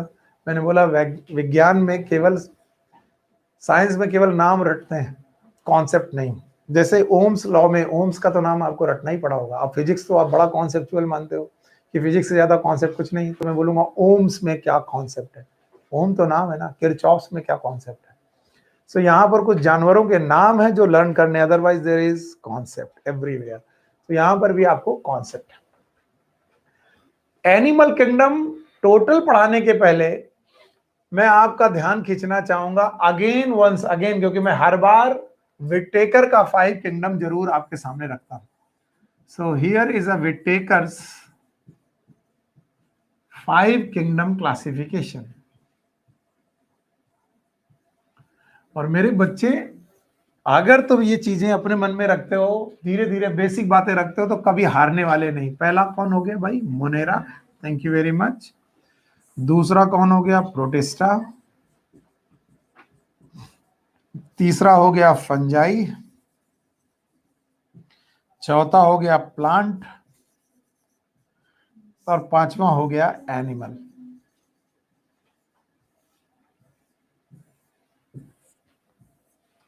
हम सब जानते हैं Monera and Protista, these are unicellular. Fungi, plant and animal, they are multicellular. अगर मैं विटेकर का एनिमल किंगडम पढ़ाऊं तो मुझे केवल मल्टीसेलुलर लोगों से क्या का नाम लेना चाहिए बस, क्योंकि Whittaker's animal is, it is multi cellular kingdom. Multi cellular kingdom है, लेकिन आपको लीनियस बाबू याद होंगे, मैं इसके बगल में बना दे रहा हूं, लीनियस। और लीनियस ने पूरी दुनिया को 2 किंगडम में बांटा था। एक का नाम था प्लांट किंगडम और दूसरे का नाम था एनिमल किंगडम। तो अब बच्चे कंफ्यूज होते हैं कि ये सर किस एनिमल किंगडम की बात कर रहे हो? विटेकर की एनिमल किंगडम की बात कर रहे हो कि लीनियस की एनिमल किंगडम की बात कर रहे हो? अगर विटेकर की बात करोगे तो केवल मल्टी सेलुलर एनिमल आएंगे, और अगर लीनियस के किंगडम की बात करने लगे तो लीनियस कहते हैं वो जो जिसमें नो सेल वॉल, जिसमें सेल वॉल ना हो, लोकोमोटरी ऑर्गन्स हो, सर्कुलेटरी सिस्टम जैसे सिस्टम हो, जरूरी नहीं कि हर एक बंदे में सर्कुलेटरी सिस्टम हो, और वेरी स्पेशल टिश्यू जिन्हें हम लोग बोलते हैं नर्व, ये भी हो, जिनमें से आखिरी दोनों बातें जरूरी नहीं है, पहली दोनों बातें बहुत जरूरी हैं, यानी सेल वॉल नहीं होनी चाहिए, लोकोमोटरी ऑर्गन्स हो, उसे एनिमल बोलते हैं, लीनियस साहब बोलते हैं। कंफ्यूजन में बिल्कुल मत जाना, अगर कहीं पर भी दिक्कत आ जाए तो बता देना। विटेकर के 5 किंगडम में 5 लोग हैं, Monera, protista, fungi, plant and animal, यहां पर भी एनिमल है। लीनियस के किंगडम में भी 5 की जगह 2 है, लीनियस में एक कौन है, प्लांट किंगडम, और दूसरा कौन, एनिमल किंगडम। लीनियस उसे एनिमल कहते हैं जो सेल वॉल रखता हो और लोकोमोटरी ऑर्गन रखता हो, उनको इस बात से परवाह नहीं कि बंदा यूनिसेलुलर है कि मल्टीसेल। और लीनियस के किंगडम में प्रोटोजोआ भी एनिमल माने जाते हैं, प्रोटोजोआ। लीनियस के एनिमल किंगडम में प्रोटोजोआ भी एनिमल माने जाते हैं। इसके बाद मैंने पढ़ाए थे आपको, आप ये फाइलम पढ़ दीजिए तो मुझे अच्छा लगेगा, पोरीफेरा से कॉर्डेटा। बिना पढ़ाए मैं आगे बढ़ूंगा नहीं। अगर आपको कोई दिक्कत है, बायोलॉजिकल क्लासिफिकेशन का पहला लेक्चर देख ले आप। चलो फिर से बोलो, protozoa, porifera, coelenterata, ctenophora, platyhelminthes, aschelminthes, annelida, arthropoda, mollusca, echinodermata, hemichordata, chordata, ये सब कौन है, एनिमल। किसके अकॉर्डिंग, लीनियस। लीनियस के अकॉर्डिंग अमीबा भी एनिमल है, एनिमल किंगडम का मेंबर है। लेकिन when we talk about the Whittaker's 5 kingdom classification, उन्होंने प्रोटिस्टा नाम का एक ग्रुप बनाया और इस प्रोटिस्टा में उन्होंने प्रोटोजोआ को रख दिया, प्रोटोजोआ को रख दिया। और इन्होंने बोला नो डाउट प्रोटोजोआ में प्रोटो का मतलब है प्रिमिटिव, प्रिमिटिव, और जोआ का मतलब है एनिमल। यस, ये प्रिमिटिव एनिमल है, लेकिन ये एनिमल किंगडम में नहीं रखे जाएंगे। किसमें नहीं रखे जाएंगे, एनिमल। अब बोला गया इन्हें एनिमल किंगडम में क्यों नहीं रखा जाएगा, क्योंकि animal kingdom should be multicellular. इसलिए विटेकर के एनिमल किंगडम की जब भी बात चलती है, the animal start from Porifera to Chordata. एक बार मैं फिर से बेवकूफी करूंगा, आपका मन करेगा कैसे पकाऊ टीचर है, लेकिन बोलो, अगर मैं विटेकर्स के एनिमल किंगडम की बात करूं तो बोलो कौन कौन, porifera, coelenterata, ctenophora, platyhelminthes, aschelminthes, annelida, arthropoda, mollusca, echinodermata, hemichordata, chordata. इसका मतलब है हम विटेकर पढ़ें कि सर हम लीनियस पढ़ें, हम तो बड़ा कंफ्यूजन है। एक्चुअली आपकी बुक में विटेकर को फॉलो किया गया है। अगर आप कभी भी एनिमल किंगडम को ओपन करें तो उनका जो पहला ग्रुप, पहला फाइलम होगा वो प्रोटोजोआ नहीं होगा, वो क्या होगा, पोरीफेरा। लेकिन बच्चों, पुराने क्लासिफिकेशन को भी हमें ध्यान में रखना है और पुराने क्लासिफिकेशन को ध्यान में रखते हुए कुछ क्वेश्चन सॉल्व करने हैं। प्लीज उन कुछ क्वेश्चन को सॉल्व करने में मेरे साथ मेरी मदद करिए। मैं ऑलरेडी पढ़ा चुका हूं आपको। चलो बोलो, विटेकर के 5 किंगडम में कौन कौन से किंगडम, बोलो कौन कौन, Monera, protista, fungi, plant and animal. बताओ एनिमल किंगडम जो बेटा है विटेकर का, वो यूनिसेलुलर है कि मल्टीसेलुलर, मल्टीसेलुलर, पक्का। लेकिन लीनियस ने भी 2 किंगडम बनाए, बोलो कौन कौन, प्लांट और एनिमल। लीनियस का जो एनिमल है उसको यूनिसेलुलर मल्टीसेलुलर से मतलब, उसको केवल इस बात से मतलब है कि तुम्हारी सेल में क्या ना हो और तुम्हारे पास क्या हो, लोकोमोटरी ऑर्गन, तुम क्या हो, एनिमल। बताओ लीनियस में प्रोटोजोआ रहेगा, यस, लेकिन वहीं विटेकर में ये बेटा एनिमल, ये एनिमल किंगडम में होगा कि नहीं होगा, नहीं होगा। कौन, प्रोटोजोआ। और वो कहां पर रखा जाएगा, प्रोटिस्टा में। अगर अभी भी कुछ समझ में नहीं आया तो मैंने अभी चैप्टर शुरू नहीं किया, ये हमारी अंदर की गुड़गुड़ाहट थी जो हम लोगों ने ऐसे फेंक दी। अभी भी मैंने आपको कुछ नहीं बोला, अब रिलैक्स होकर आसानी से समझो, वरना चैप्टर गया। ठीक, ध्यान से अब ध्यान सुनो। पुराना क्लासिफिकेशन के अनुसार एनिमल वो लोग एनिमल हैं जिनमें there is no cell wall, कोशिका में सेल वॉल ना हो। सेल वॉल को हिंदी में क्या बोलते हैं? कोशिका भित्ति। और सेल मेम्ब्रेन? कोशिका कला। Okay, thank you very much. So there should be no cell wall and there should be locomotory organelle. Locomotory organelle का मतलब है चलने फिरने के लिए आपके पास कोई ना कोई अंग जरूर होना चाहिए ताकि आप एक जगह से दूसरी जगह मूव कर सको। ऑल्दो ये बात भी हर एनिमल में लागू नहीं होती, पोरीफेरा में हम लोग देखेंगे। तो एनिमल को प्रीवियसली पुराने समय में 3 पार्ट में बांटा गया था, सब लोग इसे ध्यान से देखेंगे। One is known as protozoa,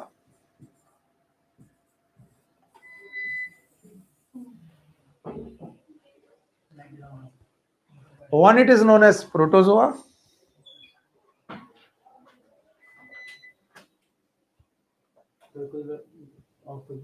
इसको ऑफ कर दे।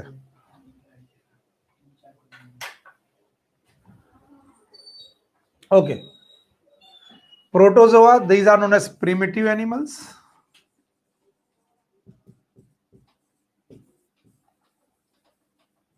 इनके पास भी सेल वॉल नहीं है। एग्जाम्पल है अमीबा एंड पैरामीशियम। पैरामीशियम जैसे एग्जाम्पल है।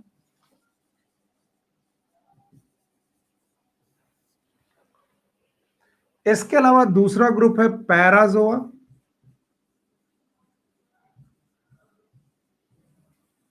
And then there is eumetazoa. सच बात तो यह है कि पैराजोआ और यूमोटाजोआ एक ही ग्रुप के मेंबर हैं और उस ग्रुप का नाम है मेटाजोआ। यहां पर क्या लिखा है? यूमेटाजोआ। अगर मैं इन दोनों को एक ही ग्रुप में लिखूं तो फिर 2 ग्रुप की बजाय 3 ग्रुप की बजाय 2 ग्रुप बनेंगे, that is known as Metazoa.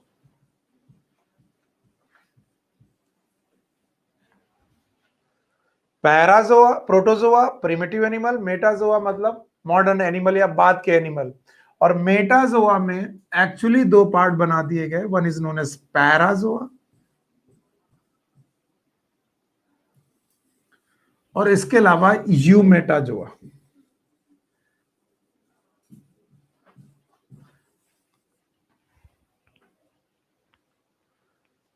Protozoa, primitive animal, amoeba, paramecium. Parazoa group is known as Porifera. And Eumetazoa में there is a list. वो लिस्ट आप सुन लीजिए।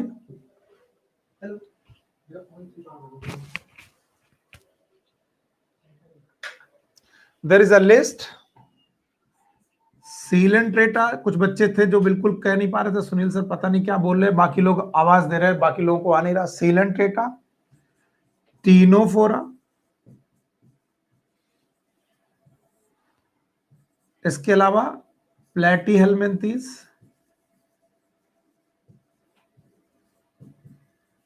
केवल मैं नाम से परिचय करा रहा हूं आपका। इसके अलावा निमेटोडा,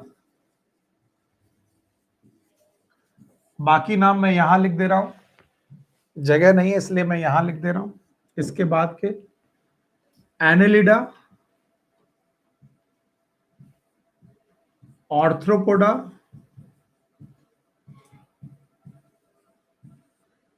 मोलस्का, पता नहीं ये सब क्या बला है, धीरे धीरे देखेंगे हम लोग। इकाइनोडर्मेटा, इकाइनोडर्मेटा, इसके बाद Hemichordata, and the last but not the least it is chordata.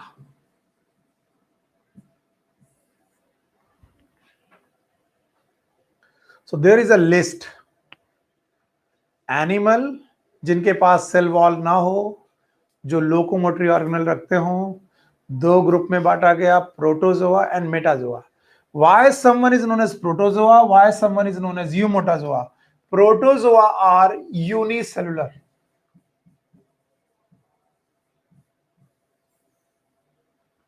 Protozoa are unicellular while metazoa are multicellular organism.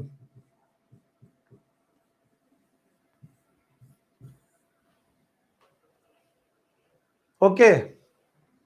And now why metazoa are converted into parazoa and eumetazoa? इनको भी ध्यान सुने, बहुत ध्यान से सीखें.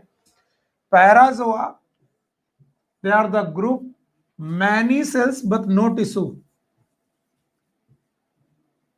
without tissue. सेल्स तो बहुत है, नो डाउट मल्टी सेलुलर है, लेकिन टिश्यू नहीं है.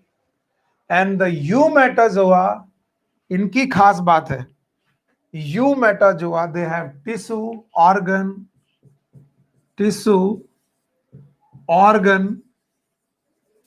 Organ system. सच बताऊं तो मैंने अभी एनसीईआरटी शुरू नहीं की और इस वजह से बच्चे आप कंफ्यूज हो सकते हो, पर I have so much time कि मैं आपको ये सिखाई दूंगा, चाहे कुछ भी हो जाए मैं सिखाई दूंगा आपको, फिर मैं एनसीईआरटी की लाइन को शुरू कर दूंगा. जब आप इतना सीख जाओगे देन मैं एनसीईआरटी की लाइन को एक एक करके सिखाना चालू कर दूंगा और आपको आ जाएगा. चलो ओके, इधर मत देखो और मुझे जवाब दो. क्या आपको टू किंगडम क्लासिफिकेशन याद है? इधर मत देखना वरना कंफ्यूजन ही कंफ्यूजन है. बताओ टू किंगडम ला याद है? Yes. Number 1 plant, number 2 animal. Plant भी यूनिसेलुलर और मल्टीसेलुलर, एनिमल भी यूनिसेलुलर और मल्टीसेलुलर. ये कौन बोल गया? लीनियस. क्या लीनियस के एनिमल में सेल वॉल थी? नो. तो सेल वॉल ना रखना क्या ये अपने आप में पूरी बात थी कि आप एनिमल हो? यस. तो बताओ क्या लीनियस के किंगडम में प्रोटोजोआ था? यस. प्लोरीफेरा था? यस. सीलेंट्रेटा था, टीनोफोरा था, बाकी लोग थे? यस. इसके बाद कौन आते हैं? विटेकर. कौन आते हैं? विटेकर ने कितने किंगडम बनाए? 5. नाम बताओ. Monera, protista, fungi, plant, animal. उन्होंने कहा एनिमल अब यूनिसेलुलर नहीं हो सकता, केवल क्या होगा? मल्टीसेल. तो बताओ प्रोटोजोआ कैसे लोग हैं? यूनिसेलुलर. तो बताओ यूनिसेलुलर लोगों को एनिमल में रखा गया कि नहीं रखा गया? तो बताओ प्रोटोजोआ को एनिमल से उठाकर कहां भेजा गया? प्रोटिस्टा. कहां भेजा गया? प्रोटिस्टा. अब जो एनिमल किंगडम बचा, विटेकर का एनिमल किंगडम बचा, उसमें कितने लोग रहे? 10 या 11. नाम बताओ. Porifera, coelenterata, ctenophora, platyhelminthes, aschelminthes, annelida, arthropoda, mollusca, echinodermata, hemichordata, chordata. लेकिन ये सब पढ़ने के पहले मैंने आपको बहुत पुराने क्लासिफिकेशन से परिचय कराया और वो पुराना क्लासिफिकेशन कहता प्लीज डोंट मेक रश. कोई हरी करने की जरूरत नहीं, जल्दबाजी करने की जरूरत नहीं. बताओ, बोलते हैं दुनिया में जिनके पास क्या ना हो? Cell wall. और जिनके पास क्या हो? Locomotory organ. क्या वो एनिमल कहलाते हैं? यस. कितने ग्रुप में? 2. एक कौन? यूनिसेलुलर और एक कौन? मल्टीसेलुलर. बताओ यूनिसेलुलर वाले का नाम प्रोटोजोआ. एग्जांपल याद है? बोलो कौन? अमीबा और पैरामीशिया. दूसरे वाले कौन? मेटाजोआ. मेटाजोआ को कितने पार्ट में बांटा गया? 2. 1 इज पैराजोआ, दूसरा कौन? यूमेटा. तो सर मेटाजोआ को 2 भाग में क्यों बांटा गया? On the basis of tissue formation. जिसने टिश्यू नहीं बनाए वो पैराजोआ, और जिसने टिश्यू ऑर्गन बना दिया इट इज यूमेटाजोआ. पैराजोआ का मेंबर पोरीफेरा. बोलो कौन? और यूमेटाजोआ के मेंबर कौन कौन है? बोलो कौन कौन है? Coelenterata, Ctenophora. 1 मिनट होल्ड करके देखिए, बोर्ड में कुछ नहीं है. अब अगर आपने काम कर दिया तो आप बहुत हीरो टाइप का काम कर जाएंगे. बोलो क्या आपको एनिमल दिख रहा है? सेल वॉल नहीं है. लोकोमोटरी ऑर्गन नहीं है. है यस है. अब बताओ कितने पार्ट में दिख रहा है? 2. एक कौन? प्रोटोजोआ और एक कौन? मेटाजोआ. प्रोटोजोआ कैसा? यूनिसेलुलर. मेटाजोआ कैसा? मल्टी. मेटाजोआ पूरा मल्टीसेलुलर. यस. यू प्रोटोजोआ पूरा यूनिसेलुलर. यस. Example amoeba, पैरामीशिया. याद है? और इनको प्रोटिस्टा में पढ़ा था 4 क्लासेस में. याद है? इसके बाद आपके सामने आया कौन? मेटाजोआ. कितने पार्ट में? 2. 1 इज पैराजोआ, यूमेटाजोआ. पैराजोआ का नाम पैराजोआ क्यों है? क्योंकि वो टिश्यू नहीं बनाता. इसका मतलब सेल भी ज्यादा नहीं होगी है, लेकिन multi cellular without tissue it is parazoa, और multi cellular with tissue organ it is eumetazoa.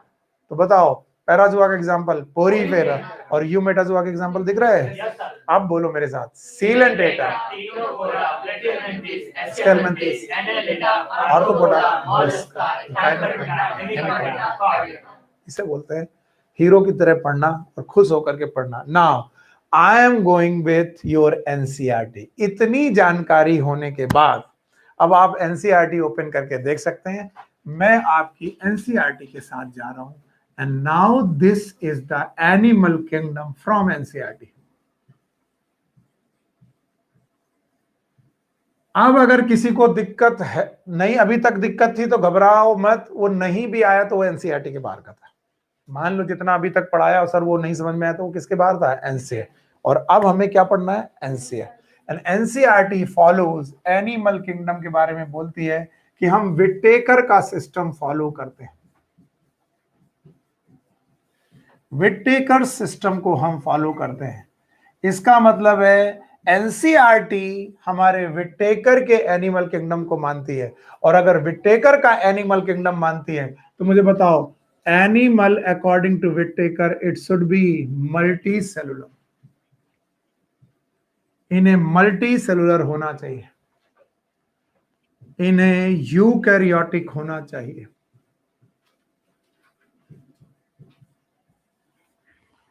बहुकोशिकी होना चाहिए, यूकैरियोटिक होना चाहिए। इनका मोड ऑफ न्यूट्रिशन हेट्रोट्रॉपिक होना चाहिए। हेट्रोट्रॉपिक का मतलब जो अपना खाना बना ले कि ना बनाए? ना बनाए। इसका मतलब क्लोरोफिल नहीं होगा। तबीयत खराब है क्या? सही से ध्यान जवाब दो। बताओ, हेट्रोट्रॉपिक का मतलब अपना खाना बनाए कि ना बनाए? ना बनाए। और ना बनाने वालों में भी इनका मेन नेचर होना चाहिए होलोजोइक। कभी कोई दिक्कत घबराहट तो होलो को दो भाग में बांटो। होलो मतलब टोटल, जोइक मतलब animal, total animal like nutrition. And total animal like nutrition में 5 स्टेप, और वो 5 स्टेप में हर बार लिखता हूं। पहले खाने का क्या किया? इंजेशन। फिर क्या किया? Digestion. Thank you very much. फिर क्या किया? एब्जॉर्प्शन। फिर क्या किया? एसिमिलेशन। और फिर क्या किया? इजेशन। यानी अगर खाने को आप 5 स्टेप में लेकर के खा रहे हो तो आप होलोजोइक न्यूट्रिशन कर रहे हो। रोटी का पहले क्या करोगे? खाना लो, रोटी का क्या करोगे? इंजेशन। फिर क्या करोगे? डाइजेशन। फिर उसका क्या करोगे? एब्जॉर्प्शन। फिर आएगी ताकत, बोलो एसिमिलेशन। बचा हुआ पार्ट इजेशन। सो याद रखना, हेट्रोट्रॉपिक न्यूट्रिशन कर रहे हो। इसके अलावा सम मेंबर में भी पैरासाइट, सम मेंबर में भी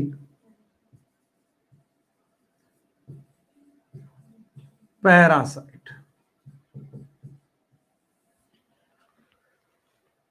सब मेंबर में भी पैरासाइट। जित कुछ मेंबर ऐसे हैं जो पैरासिटिक होंगे, बहुत सारे मेंबर ऐसे मिलने वाले हैं जो आपको पैरासाइट मिलेंगे, इवन प्लेटिहेल्मिन्थीज, एस्केल्मिन्थीज में। तो ज्यादातर मेंबर वैसे होलोजोइक न्यूट्रिशन करेंगे, लेकिन कुछ मेंबर कैसे करेंगे? पैरासाइट। एंड नाउ नेम, एक बार रिचुअल फॉलो करो, मैं लिखूंगा नहीं, आपको बोलना है। बताओ इसमें प्रोटोजोआ होगा कि नहीं होगा? नहीं होगा, क्योंकि इन्हें कैसा चाहिए? Multi cell. तो बताओ इसमें कहां से चालू होगा? पोरीफेरा। फिर से बोलो सीलेंट्रेटा। फिर से बोलो टीनोफोरा। फिर से बोलो प्लैटीहेल्मिन्थीज। बिल्कुल लिखना जरूरी है, मैं पूरा नहीं लिख रहा हूं, इसका मतलब आपको लिखना जरूरी है। चाहो तो मैं लिख दूं पोरीफेरा, सीलेंट्रेटा। अब मैं एनसीईआरटी की तरह चल रहा हूं तो यही चलूंगा, टीनोफोरा, प्लैटीहेल्मिन्थीज। बहुत टाइम लगता है लिखने में। बोलो इसके अलावा एस्केहेल्मिन्थीज, या उन्हीं का दूसरा नाम निमेटोडा, निमेटोडा। इसके अलावा एनेलिडा, एनेलिडा अर्थवर्म इसी को बिलोंग करते हैं। एनेलिडा के बाद बोलो आर्थ्रोपोडा, आर्थ्रोपोडा शाबाश, आर्थ्रोपोडा। ऑर्थोपोडा के बाद मोलस्का। मैं बार बार नाम लिखवा रहा हूं, इसका मतलब मेरा पीछे दिमाग में कुछ तो चल रहा होगा, मैं बेवकूफ नहीं हूं, क्योंकि मुझे अभी क्लासिफिकेशन लिखना है 10 मिनट बाद। और जब इन्हीं के नाम नहीं होंगे तो तुम क्या जानोगे? फिर से बोलो porifera, coelenterata, ctenophora, platyhelminthes, Nematoda.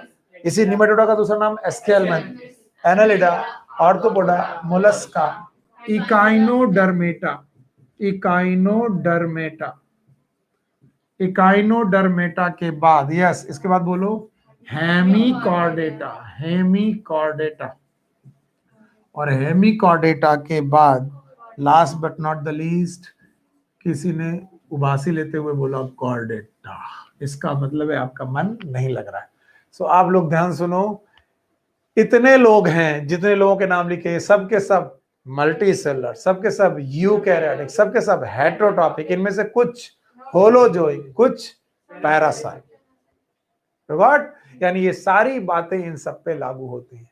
और इन सारे एनिमल का नंबर बहुत ज्यादा है, कम से कम 11-12, तो 11 फाइलम आपके सामने जो लिखे गए, इसलिए इनका क्लासिफिकेशन जरूर सीखना चाहिए। और एनसीईआरटी शुरू ही यहीं से करती है, the basis of classification.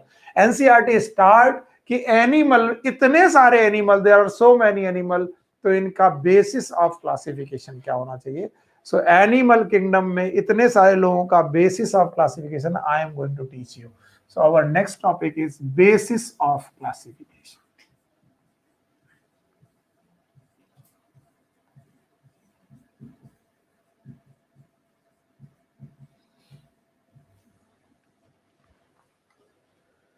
There are so many basis of classifications जिनकी एनसीईआरटी के हिसाब की लिस्ट आप लोगों को एक बार में लिखनी है। मैं फिर एक एक करके सब डिटेल पढ़ाता जाऊंगा।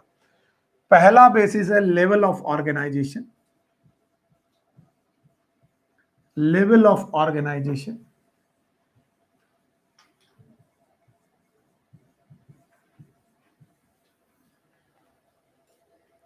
ध्यान से देखिए, लेवल ऑफ ऑर्गेनाइजेशन। दूसरा बेसिस है सिमेट्री,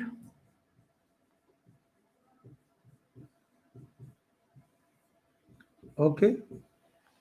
तीसरा बेसिस है बेटा जर्म लेयर,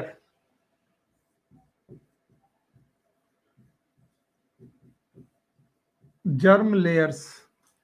पहला है लेवल ऑफ ऑर्गेनाइजेशन, दूसरा है सिमेट्री, तीसरा है जर्म लेयर्स, ठीक है, एक्टोडर्म, एंडोडर्म एंड मीजोडर्म। इसके बाद है coelom, body cavity, also known as body cavity.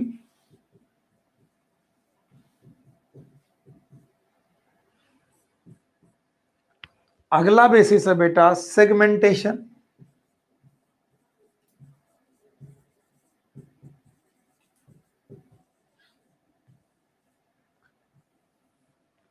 और आखिरी बेसिस जो आपकी बुक में दिया गया है, इट इज नोटोकॉर्ड।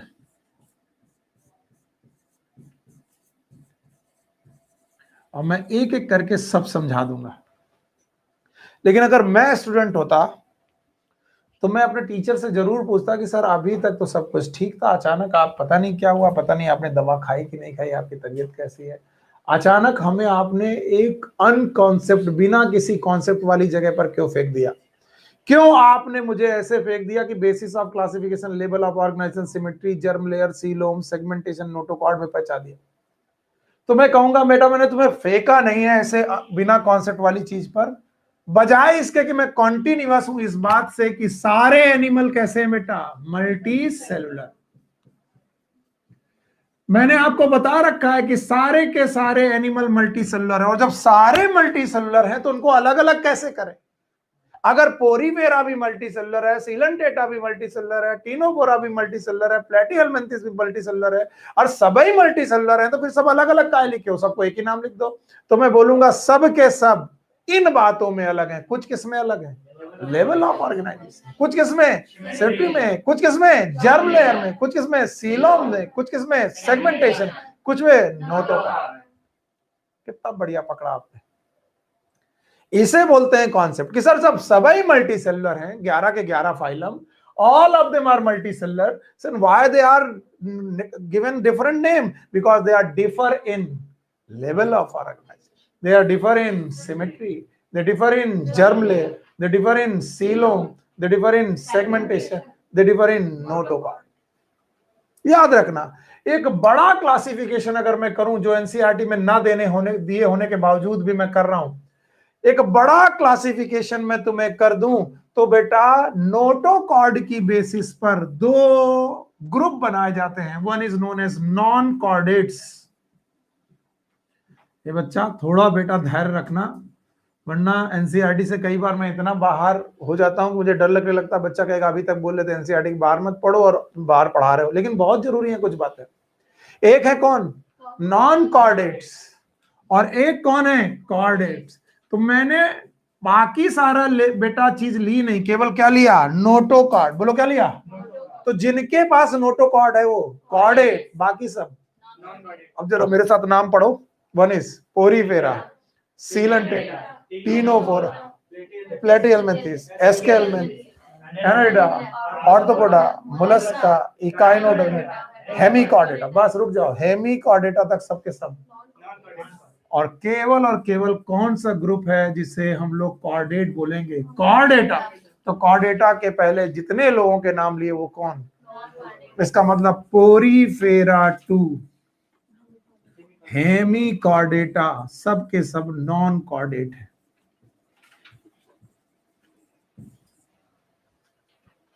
तो कॉन्सेप्ट बहुत आसान है कि सर अगर सभी मल्टी सेलुलर हैं तो सभी का नाम अलग अलग क्यों है, क्योंकि सभी किन किन बातों में अलग है, लेवल ऑफ ऑर्गेनाइजेशन। आखिरी बार बोल रहा हूं, इसे मिटा दूंगा इसके बाद। बोलो पहला कौन, level of organization, symmetry, germ layer, coelom, segmentation, notochord.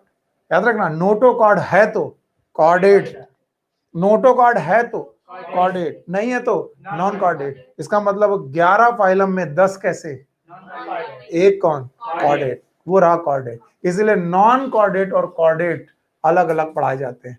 तो सर हर एक बंदे को अलग अलग सिखाइए। चलो अलग अलग सिखाते हैं। Number 1 is level of organization. तो first is level of organisation.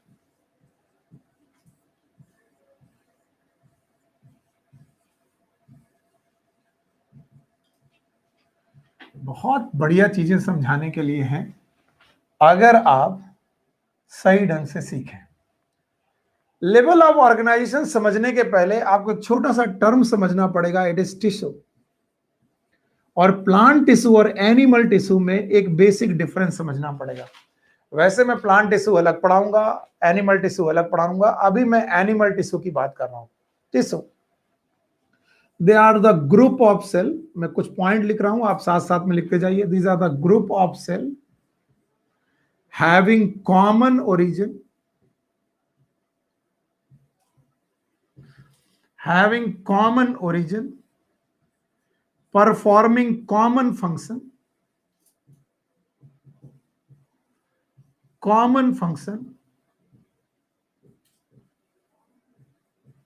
functions, and they have coordination.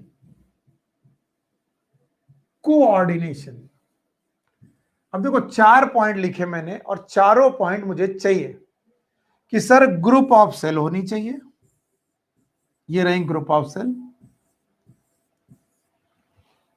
सारी की सारी ग्रुप ऑफ जो सेल है वो एक ही जगह से होनी चाहिए, कॉमन ओरिजिन से होनी चाहिए, एक ही जगह से निकलनी चाहिए, एक ही प्रकार के टिश्यू से बनी होनी चाहिए।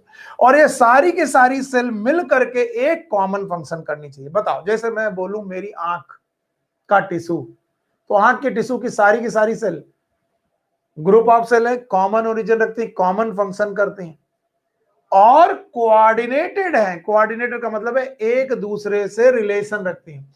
और कोऑर्डिनेशन के लिए चाहिए नर्वस टिश्यू। ध्यान सुनना, क्या चाहिए, नर्वस टिश्यू, या फिर चाहिए एंडोक्राइन ग्लैंड, नर्वस टिश्यू। तो होता क्या है, मेरे साथ चिल्ला लो चाहे तो, group of cell having common origin, performing common function and highly coordination, it is known as tissue. अब हुआ क्या कि पोरीफेरा से लेकर सीलेंटेटा तक मल्टी सेलुलर कंडीशन आई। इनमें से एक आए बाबूजी पोरीफेरा। पोरीफेरा के पास बहुत सारी सेल हैं। तो पहला पॉइंट तो फॉलो होता है, porifera have group of cell having common origin, हो सकता है कॉमन ओरिजिन भी हो, performing common function, but they are not coordinated because porifera में there is no nervous tissue. और अगर नर्वस टिश्यू नहीं है तो बताओ इनकी सेल कोऑर्डिनेटेड है कि नहीं है, नहीं है। और अगर कोऑर्डिनेटेड नहीं है तो पोरीफेरा में मल्टीपल कंडीशन होने के बावजूद भी टिश्यू है कि नहीं है, नहीं है। So there is a no tissue. फिर सुन लो टिश्यू की definition, it is a group of cell having common origin, performing common function and highly coordinated, यानी they must have some coordination, and coordination के लिए क्या चाहिए, nervous tissue। और बताओ क्या हमारे पोरीफेरा के मेंबर में ग्रुप ऑफ सेल्स हैं? यस। कॉमन ओरिजिन भी हो सकती हैं, कॉमन फंक्शन भी कर सकती हैं, लेकिन क्या ये सेल कोऑर्डिनेटेड है? नहीं। अगर कोऑर्डिनेटेड नहीं तो बताओ टिश्यू की डेफिनेशन में चौथा पॉइंट फॉलो करते हैं कि नहीं? नहीं। इसका मतलब टिश्यू नहीं है, यानी मल्टी सेलुलर होने के बावजूद भी ये टिश्यू नहीं बनाते, इसलिए पोरीफेरा का जो लेवल ऑफ ऑर्गेनाइजेशन है ये सेलुलर माना जाता है। क्या माना जाता है? सेलुलर, या फिर cellular grade of organization. Cellular grade of organization, level of organization में porifera they have the cellular grade of organization. तो चाहे तो भाई रट्टा मार के लिख लो, चाहे तो समझ लो। तो पहला लेवल ऑफ ऑर्गेनाइजेशन जो मैंने आपको सिखाया, it is a cellular level of organization. बताओ सेलुलर लेवल ऑफ ऑर्गेनाइजेशन में कौन एग्जांपल आएगा? पोरीफेरा। और पोरीफेरा के एग्जांपल हैं sponges, they are sponges. Sponge बोलते हैं इन्हें, पोरीफेरा के मेंबर। तो बताओ, या तो मैं नोट्स बनवा दूंगा या तो तुम समझ लो। लेवल ऑफ ऑर्गेनाइजेशन में पहला level cellular grade of organization, cellular level of organization और the cellular grade of organization. और सेलुलर ग्रेड ऑफ ऑर्गेनाइजेशन में कौन है? बताओ कौन है बेटा? पोरीफेरा। इसके बाद दूसरा जो ग्रेड आता है, it is tissue grade. The second grade is known as tissue grade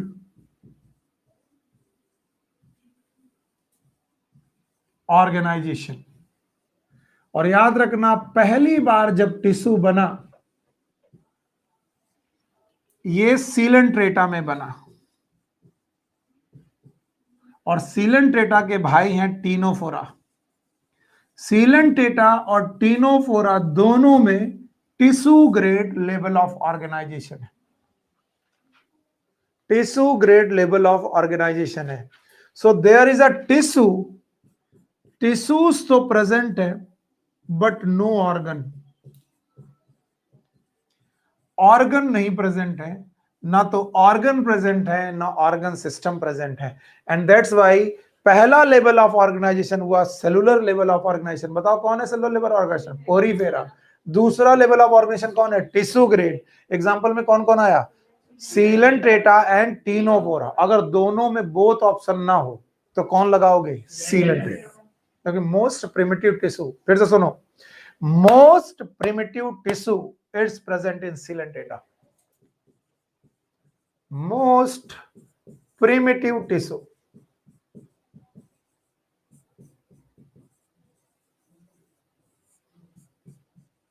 present in Coelenterata।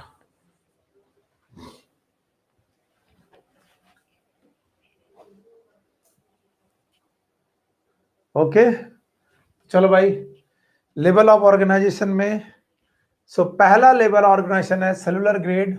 And cellular grade का मतलब है एक सेल की मैनी सेल। यही गड़बड़ है भाई, जवाब नहीं मिलेगा। सेलुलर ग्रेड में एक सेल की मैनी सेल, तो मैनी सेल है तो टिश्यू होना चाहिए। अगर मैनी सेल है तो टिश्यू होना चाहिए, पर टिश्यू क्यों नहीं है? कोऑर्डिनेशन नहीं है। अच्छा बताओ, तो टिश्यू की डेफिनेशन क्या है? Group of cell having common origin, performing common function, must be coordinate, and for the coordination we required nervous tissue. इसका मतलब सीलेंट्रेटा में नर्वस टिश्यू आ गए थे। यस। तो अगर कोई क्वेश्चन पूछे पहली बार नर्वस टिश्यू किस फाइलम से शुरू हुए? सीलेंट्रेटा। दूसरा क्वेश्चन सॉल्व हो गया। टिश्यू, नर्वस नाम का जो टिश्यू है वो कहां से चालू हुआ? सीलेंट्रेटा। अच्छा बताओ, सेलुलर ग्रेड बॉडी ऑर्गेनाइजेशन में एक सेल है कि मैनी सेल?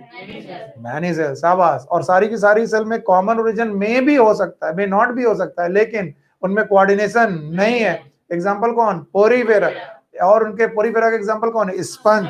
बहुत बढ़िया, आराम आराम से पढ़ो। दूसरा कौन है? Tissue grade level of organization. बोलो कौन? सीलेंट्रेटा। क्या सीलेंट्रेटा ने टिश्यू बनाया? यस। पोरीफेरा और सीलेंट्रेटा में ऐसा क्या डिफरेंस है कि इन्होंने टिश्यू बना लिया? बिकॉज दे हैव कोऑर्डिनेशन, और उनके पास क्या गया? Nervous tissue. Now the third level is a organ grade, organ grade organization, organ level of organization. organ level of organization.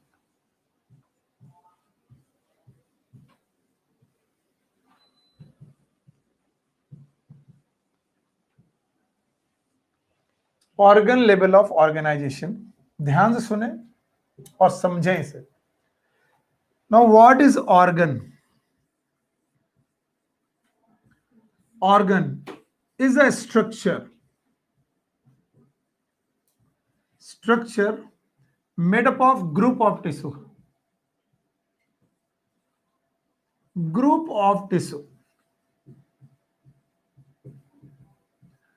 अगर थोड़ा मैं और पढ़ा चुका होता तो आज बताता कि एनिमल में टोटल 4 तरीके के टिश्यू है. याद है? किसी को नहीं याद है? Epithelium, muscular, connective, nervous. शाबाश. तो अगर बहुत सारे टिश्यू मिल करके एक स्ट्रक्चर बनाए जिसका नाम क्या है? ऑर्गन. अगर ऑर्गन प्रेजेंट है तो बताओ क्या बोलेंगे? Organ level of organization. और पहली बार जो ऑर्गन बने वो बने प्लेटीहेल्मिन्थेस में. तो इसका आंसर आता है Platyhelminthes.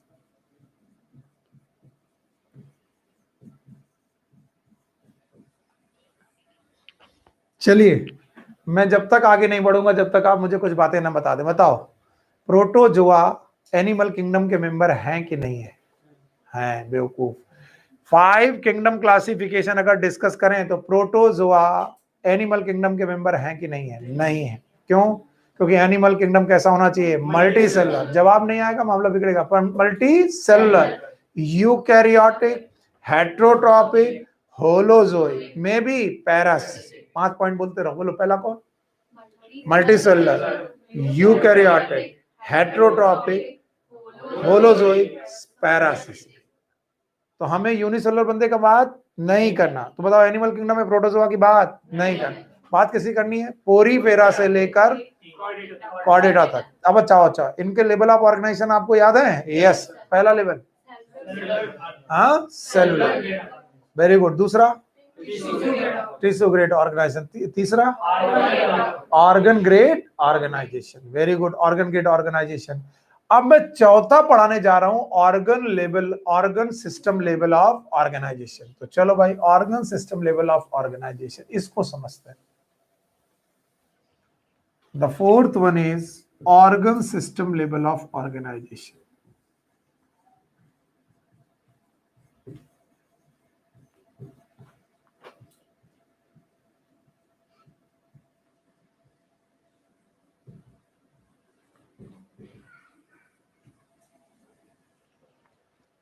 What is organ system?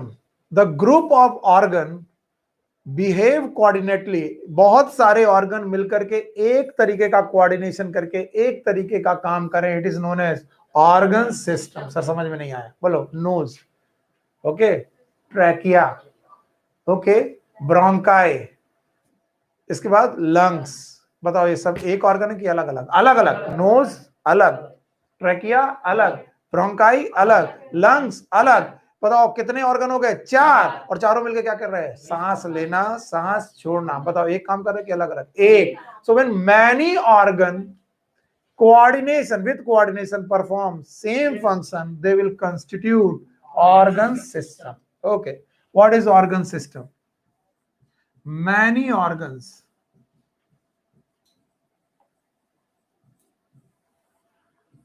coordinately perform common function.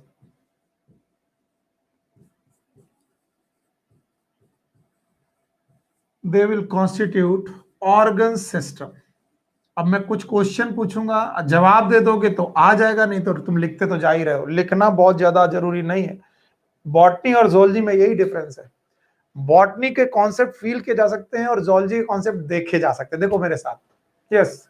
Mouth, oesophagus, stomach, liver, gall bladder, small intestine, large intestine, pancreas. अब ऑर्गन गिनो. Buccal chamber, oesophagus, stomach, gall bladder, liver, pancreas, small intestine, large intestine. 8 organ मिलकर के एक system बना रहे, नाम है digestive system, नाम है डाइजेस्टिव सिस्टम। अब देखो, हार्ट, आर्टरीज, वेन्स, कौन सा सिस्टम? Circulatory system. अब बताओ, nose, nasal cavity, trachea, bronchi, lungs, so याद रखना, when many organ coordinately perform common function, they are known as organ system. There are so many organ systems. One is known as digestive system. Digestive system. There may be respiratory system.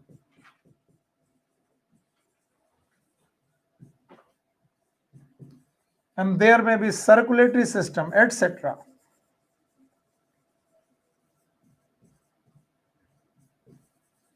और इस तरीके का organ system level of organization हो, ये होता है बेटा start from yes SK Helminthes.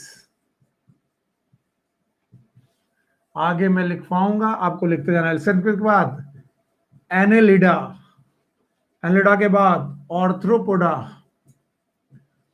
Arthropoda के बाद मोलस्का, मोलस्का के बाद इकाइनोडर्मेटा, इकाइनोडर्मेटा के बाद हेमीकॉर्डेटा, और हेमीकॉर्डेटा के बाद कॉर्डेटा। शायद आप लोगों ने इसे सीखा नहीं। चलो, प्रोटोजोआ एनिमल किंगडम में है कि नहीं, पहले जवाब दो फिर लिखो। प्रोटोजोआ एनिमल किंगडम में है कि नहीं है? नहीं है। क्यों? क्योंकि हमारा एनिमल किंगडम कैसा है? Multi cell. प्रोटोजोआ को बाय करो। पोरीफेरा है?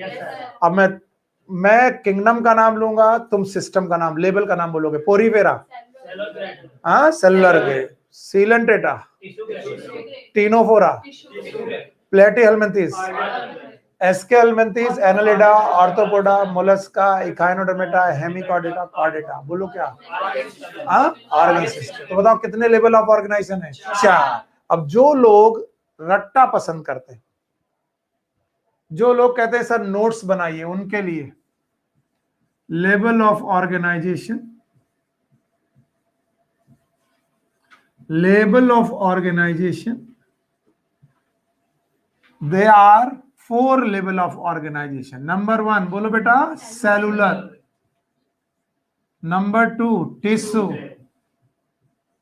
आगे ग्रेड लिखा देंगे, टिश्यू ग्रेड, सेलुलर ग्रेड। तीसरा ऑर्गन लेवल, चौथा ऑर्गन सिस्टम लेवल।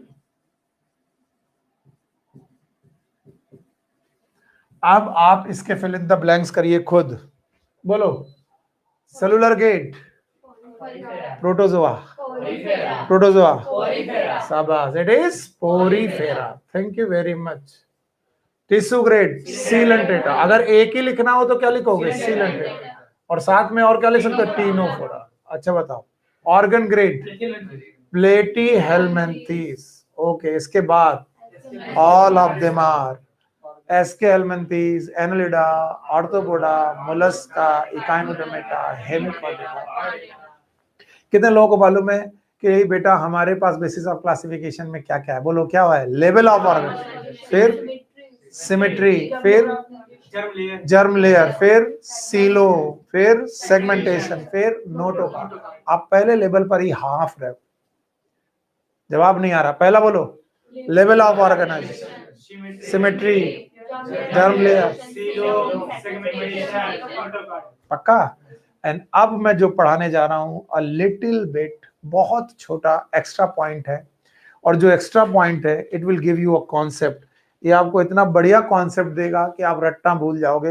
हाँ भाई, क्लास में हो, क्लास में हो, ठीक है। सो मैं आपको बता रहा हूं, जो मैं आपको कॉन्सेप्ट देने जा रहा हूं, मैं जानबूझ करके थोड़ी देर के लिए 10 मिनट के लिए आपका दिमाग इधर से उधर कर रहा हूं। नहीं आया, अच्छी बात। क्यों? एनसीईआरटी में नहीं है। आ गया तो कॉन्सेप्ट जिंदगी भर के लिए बन जाएंगे। ध्यान सुनो। When male gamete, that is known as a sperm, and the female gamete, that is known as ova, they get fused, they will form the zygote. मैं एनिमल की बात कर रहा हूं, आप बहुत ध्यान सुनना, अभी तक प्लांट पढ़ रहे थे, अब प्लांट नहीं, अब एनिमल पढ़ा रहा हूं। ओके, मैं लिखता जा रहा हूं जाइगोट। ओके, शाबाश मेरे बच्चे। And zygote have cleavage. मैंने बोला डिवीजन के क्लीवेज, क्लीवेज ये एनिमल में शब्द आता है क्लीवेज, प्लांट में क्लीवेज शब्द नहीं आता। और क्लीवेज होने की वजह से यहां पर बहुत सारे डिवीजन हुए और एक स्ट्रक्चर बना मॉर्यूला। अगर बेटा आपने थोड़ी भी जोलॉजी पढ़ी है तो आपको याद होगा 2 cell stage, 4 cell stage, 8 cell stage, 16 cell stage, 32 cell stage, याद है आपको? जैसे सेब लो और काटो, पहला कट, दूसरा कट, तीसरा कट, चौथा कट, ऐसे काटते जाओ तो 1 से 2, 2 से 4, पहले एक सेब लिया, पहली बार चाकू काटा तो बताओ सेब कितने टुकड़े? 2, फिर दोबारा काटा तो, फिर बेटा बीच से काट दिया तो 4 ऊपर 4 नीचे, बोलो 8, पक्का? और इस तरीके से 2, 2 के बाद 4, 4 के बाद 8 के बाद 16, 16 के बाद 32, 32 सेल तक बनता है मॉर्यूला। क्या बनता है? मॉर्यूला। नाउ द मॉर्यूला की जो सेल्स हैं, मॉर्यूला एक कटे हुए सेब की तरह, ये सेल फैलने लगती है एंड फैल कर पेरीफेरी में पहुंच जाती है। एंड पेरीफेरी में पहुंचने के बाद बीच में एक कैविटी जनरेट होती है और साथ में ग्रुप ऑफ सेल भी बनता है।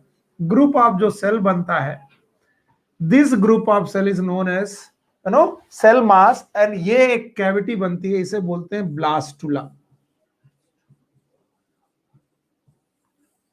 बहुत अलग है, एनसीईआरटी नहीं पढ़ाती, मैं रिस्क ले रहा हूं, आप समझ लो। पहला कौन? जाइगोट। जाइगोट में क्या हुआ? क्लीवेज। शाबाश मेरे बच्चे, क्लीवेज। क्लीवेज के बाद क्या बना? मॉर्यूला। मॉर्यूला के बाद क्या बना? ब्लास्टुला। ब्लास्टुला एक बलून जैसी चीज है। क्या कापी आपने गुब्बारा देखा? गुब्बारा देखा। जैसे ही गुब्बारा आपने देखा है तो गुब्बारा बताओ अंदर से सॉलिड की बेटा हॉलो, हॉलो। ठीक इसी तरीके से ब्लास्टुला होता है। ब्लास्टुला में चालू होते हैं बेटा एक प्रोसेस नोन है गैस्ट्रुलेशन। क्या बोलते हैं? गैस्ट्रुलेशन। इनवेजिनेशन चालू होते हैं। मान लो गुब्बारा है, मैं इसे दबाना चालू करूं, दबाना चालू करूं तो ये गुब्बारा कुछ इस तरीके से दबना चालू होगा, लाइक दिस। सर आपने दबाया, और दबाना चालू करूं तो ये कुछ पहले गोल था और दब गया, लाइक दिस। और दबाना चालू करूं तो ये कुछ कुछ ऐसे दब के एक नया कैविटी बना देता है। सर किसी को समझी में नहीं आया? आपके सामने ये गुब्बारा है, मैं दबा रहा हूं, थोड़ा दब गया सर, और दबा रहा हूं, दबा रहा हूं, दबा रहा हूं, और दबा रहा हूं सर, और दब गया। इस तरीके से एक कैविटी बनती है, दैट इज नोन एज आर्केंटेरॉन। क्या बनती है? मेरे साथ बोलो, आर्केंटेरॉन। और इस कैविटी आर्केंटेरॉन, मुझे मालूम है कि आप बिल्कुल कम सुन रहे हो क्योंकि आपको लग रहा है आउट ऑफ कोर्स है, लेकिन आपको सामने कितना काम करेगा आप समझना।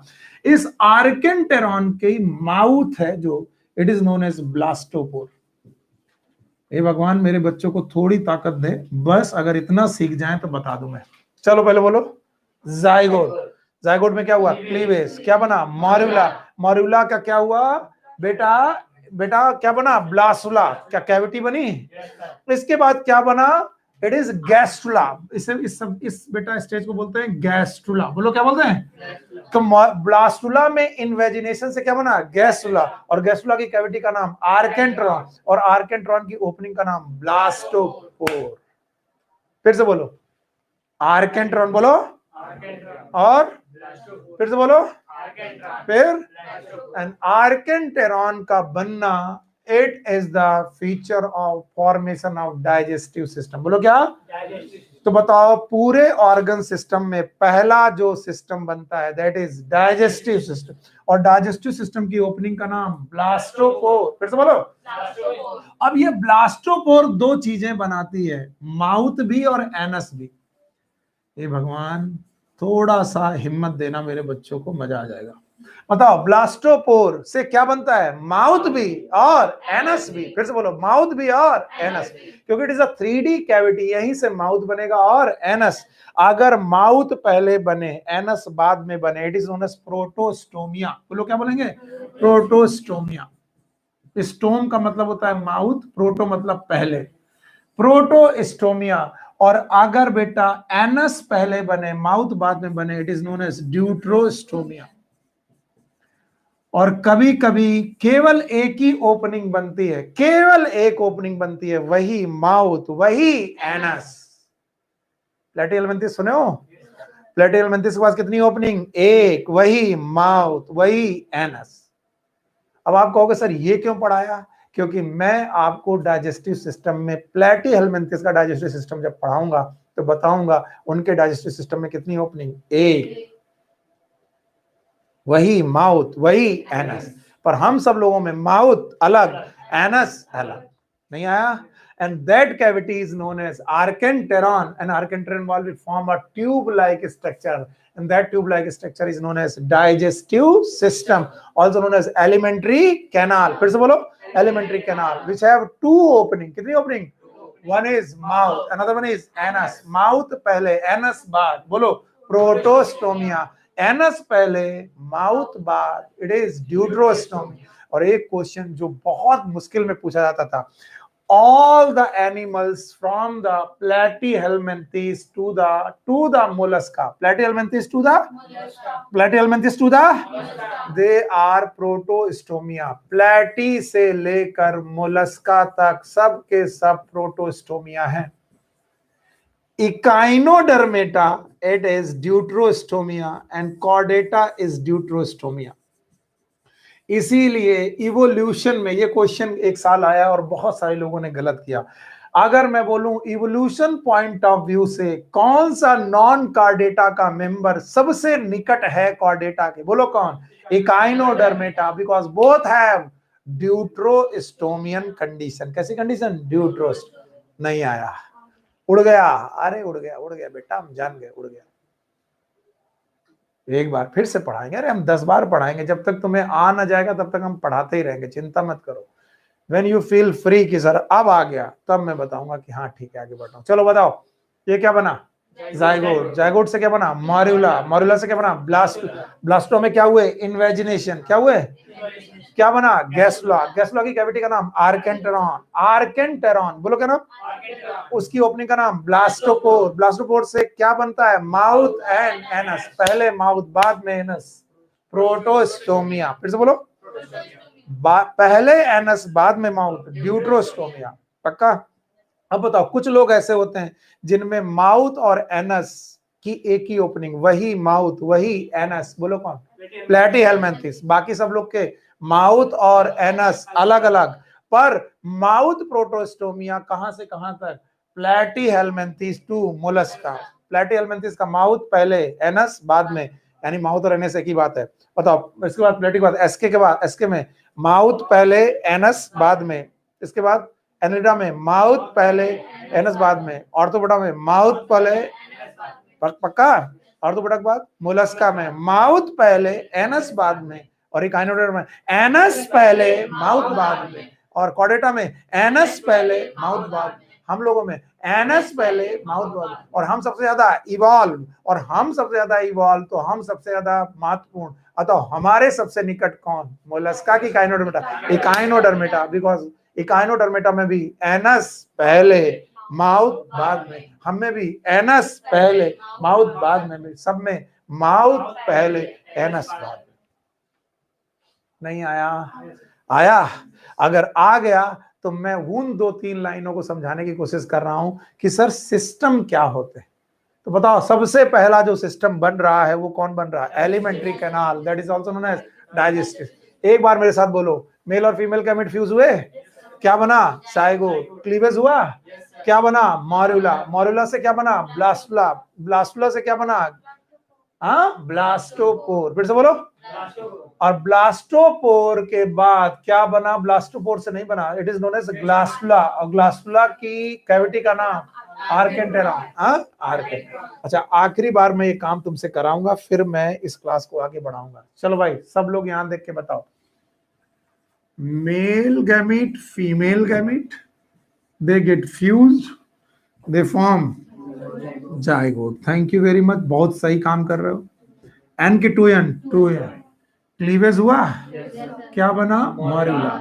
बस मैं मॉर्यूला शब्द लिख दे रहा हूं, आगे ज्यादा डिटेल में जाने की जरूरत नहीं है. प्रोसेस का नाम क्या हुआ? Cleavage. Thank you very much. Morula के बाद एक बेटा स्ट्रक्चर बना इनर सेल मास के साथ और पेरिफेरल एक कैविटी के साथ।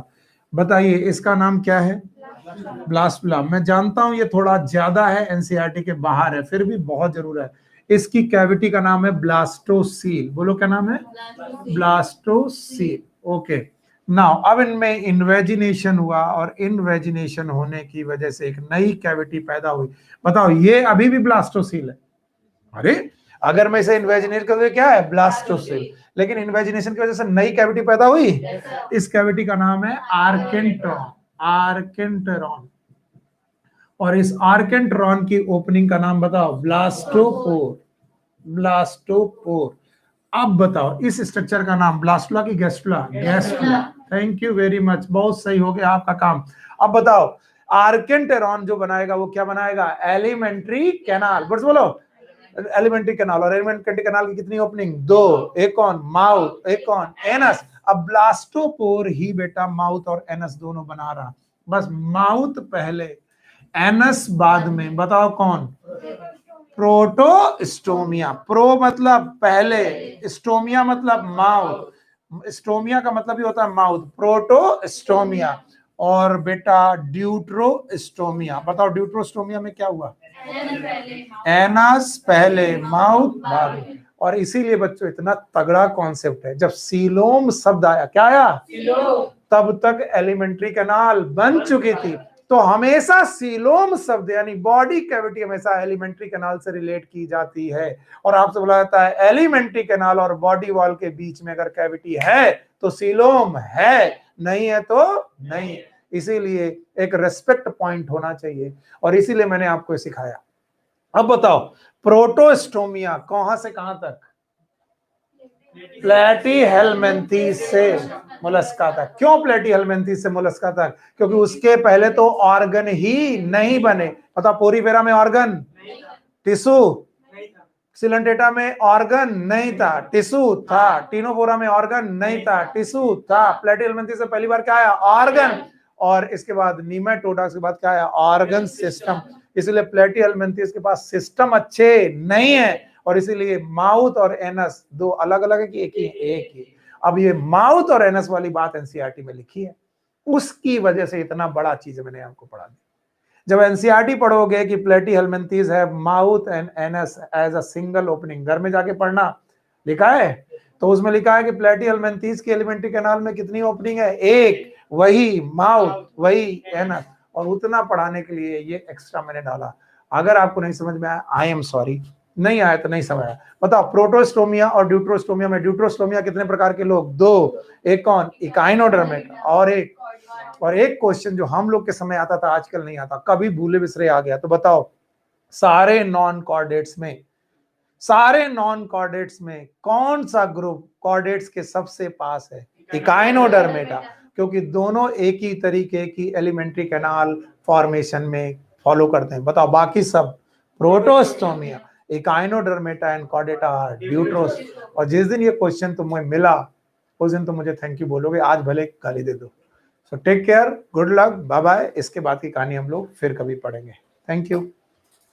हाँ भाई एक बात और है, टेस्ट के लिए प्रिपेयर करो। टेस्ट में 3 चीजें हैं, लिविंग बर्ड, बायोलॉजिकल क्लासिफिकेशन और प्लांट किंगडम का टेस्ट मैं प्रिपेयर कर रहा हूं और वो मिल जाएगा आपको ट्यूसडे को। Take care, good luck, bye bye.